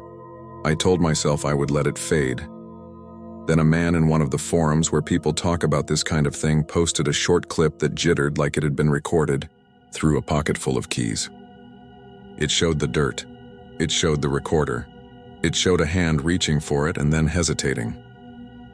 The audio was nothing, and then everything. A breath in the throat of a smoker and 5 words in a voice I will never not hear. And the comment under the clip said, "Heard this at the cemetery off 487. And one of the replies said, "Don't go back."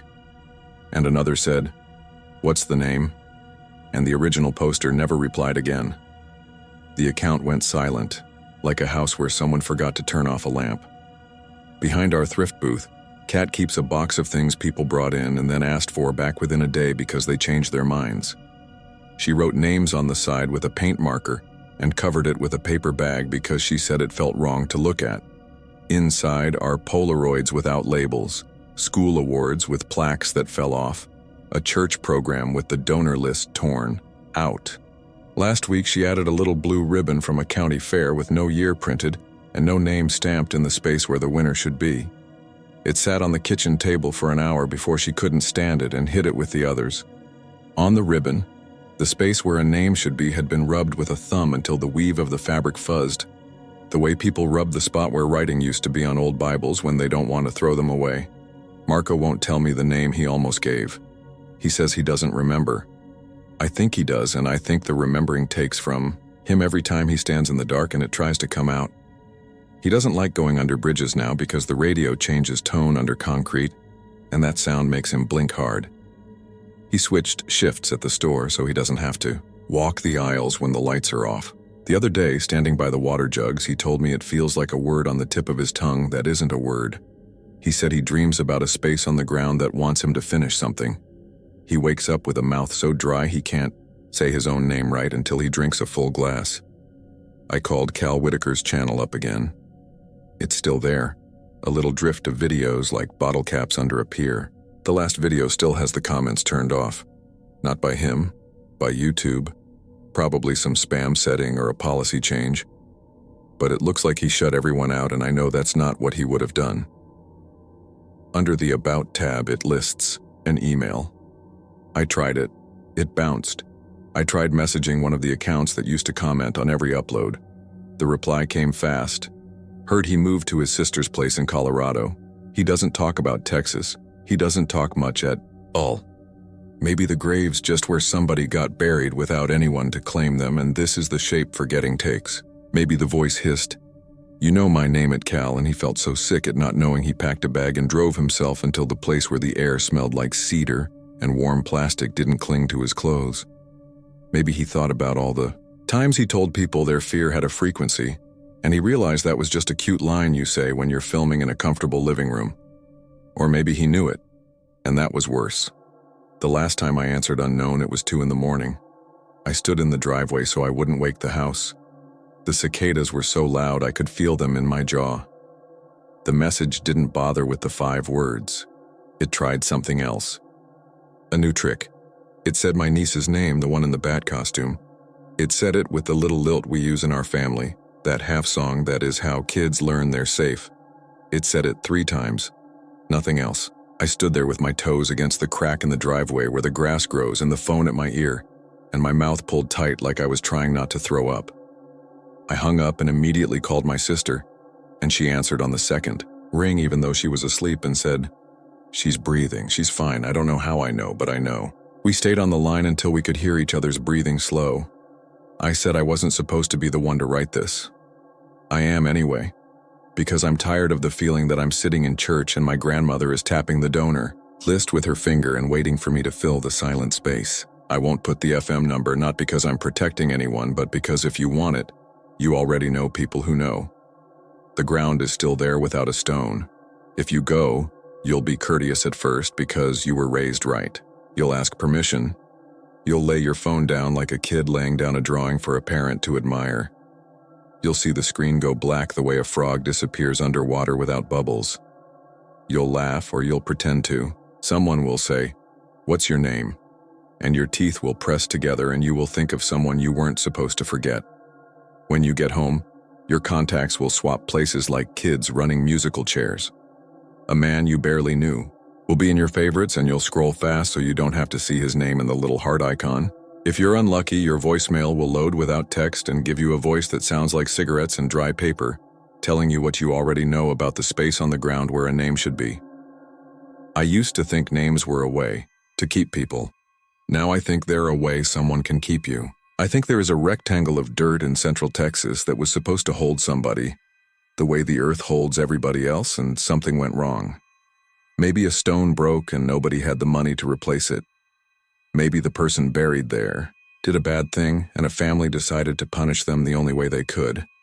Maybe the person did everything right and somebody else took the money for the marker and drank it and said nothing. However it happened, the space where letters should be turned into a mouth. It asks the same thing because it only wants the one thing. It wants you to say it. It wants you to give it shape. It can't reach across and write itself, so it reaches through the small things that hold our names and rattles them until we do. If you go, bring cash for flowers for the other graves. Bring a flashlight you don't mind losing. Tell the people you go with what you won't say before you see the dirt because it's easier to keep a promise you made in the truck than it is to keep one you're trying to make to yourself when the radio is saying your last name like a school nurse. And when you hear it, when it rasps the sentence like it's correcting you for missing the point, remember that there are some things it's okay not to give, even when the whole weight of the air says that manners require it. I won't post a clip. I won't post a map. I'll say this and stop. The voice on the tape wasn't asking a question. It wasn't telling a riddle. It was a reminder, and it wasn't for a stranger. It was for somebody who had already stood there once, or many times, and made a decision they couldn't live with after. I don't know if that person is out there reading this or if they're the reason the church behind the fence feels like a place where someone left in a hurry and forgot to lock the door. I just know what it said and how it felt in my mouth when I didn't answer. You know my name.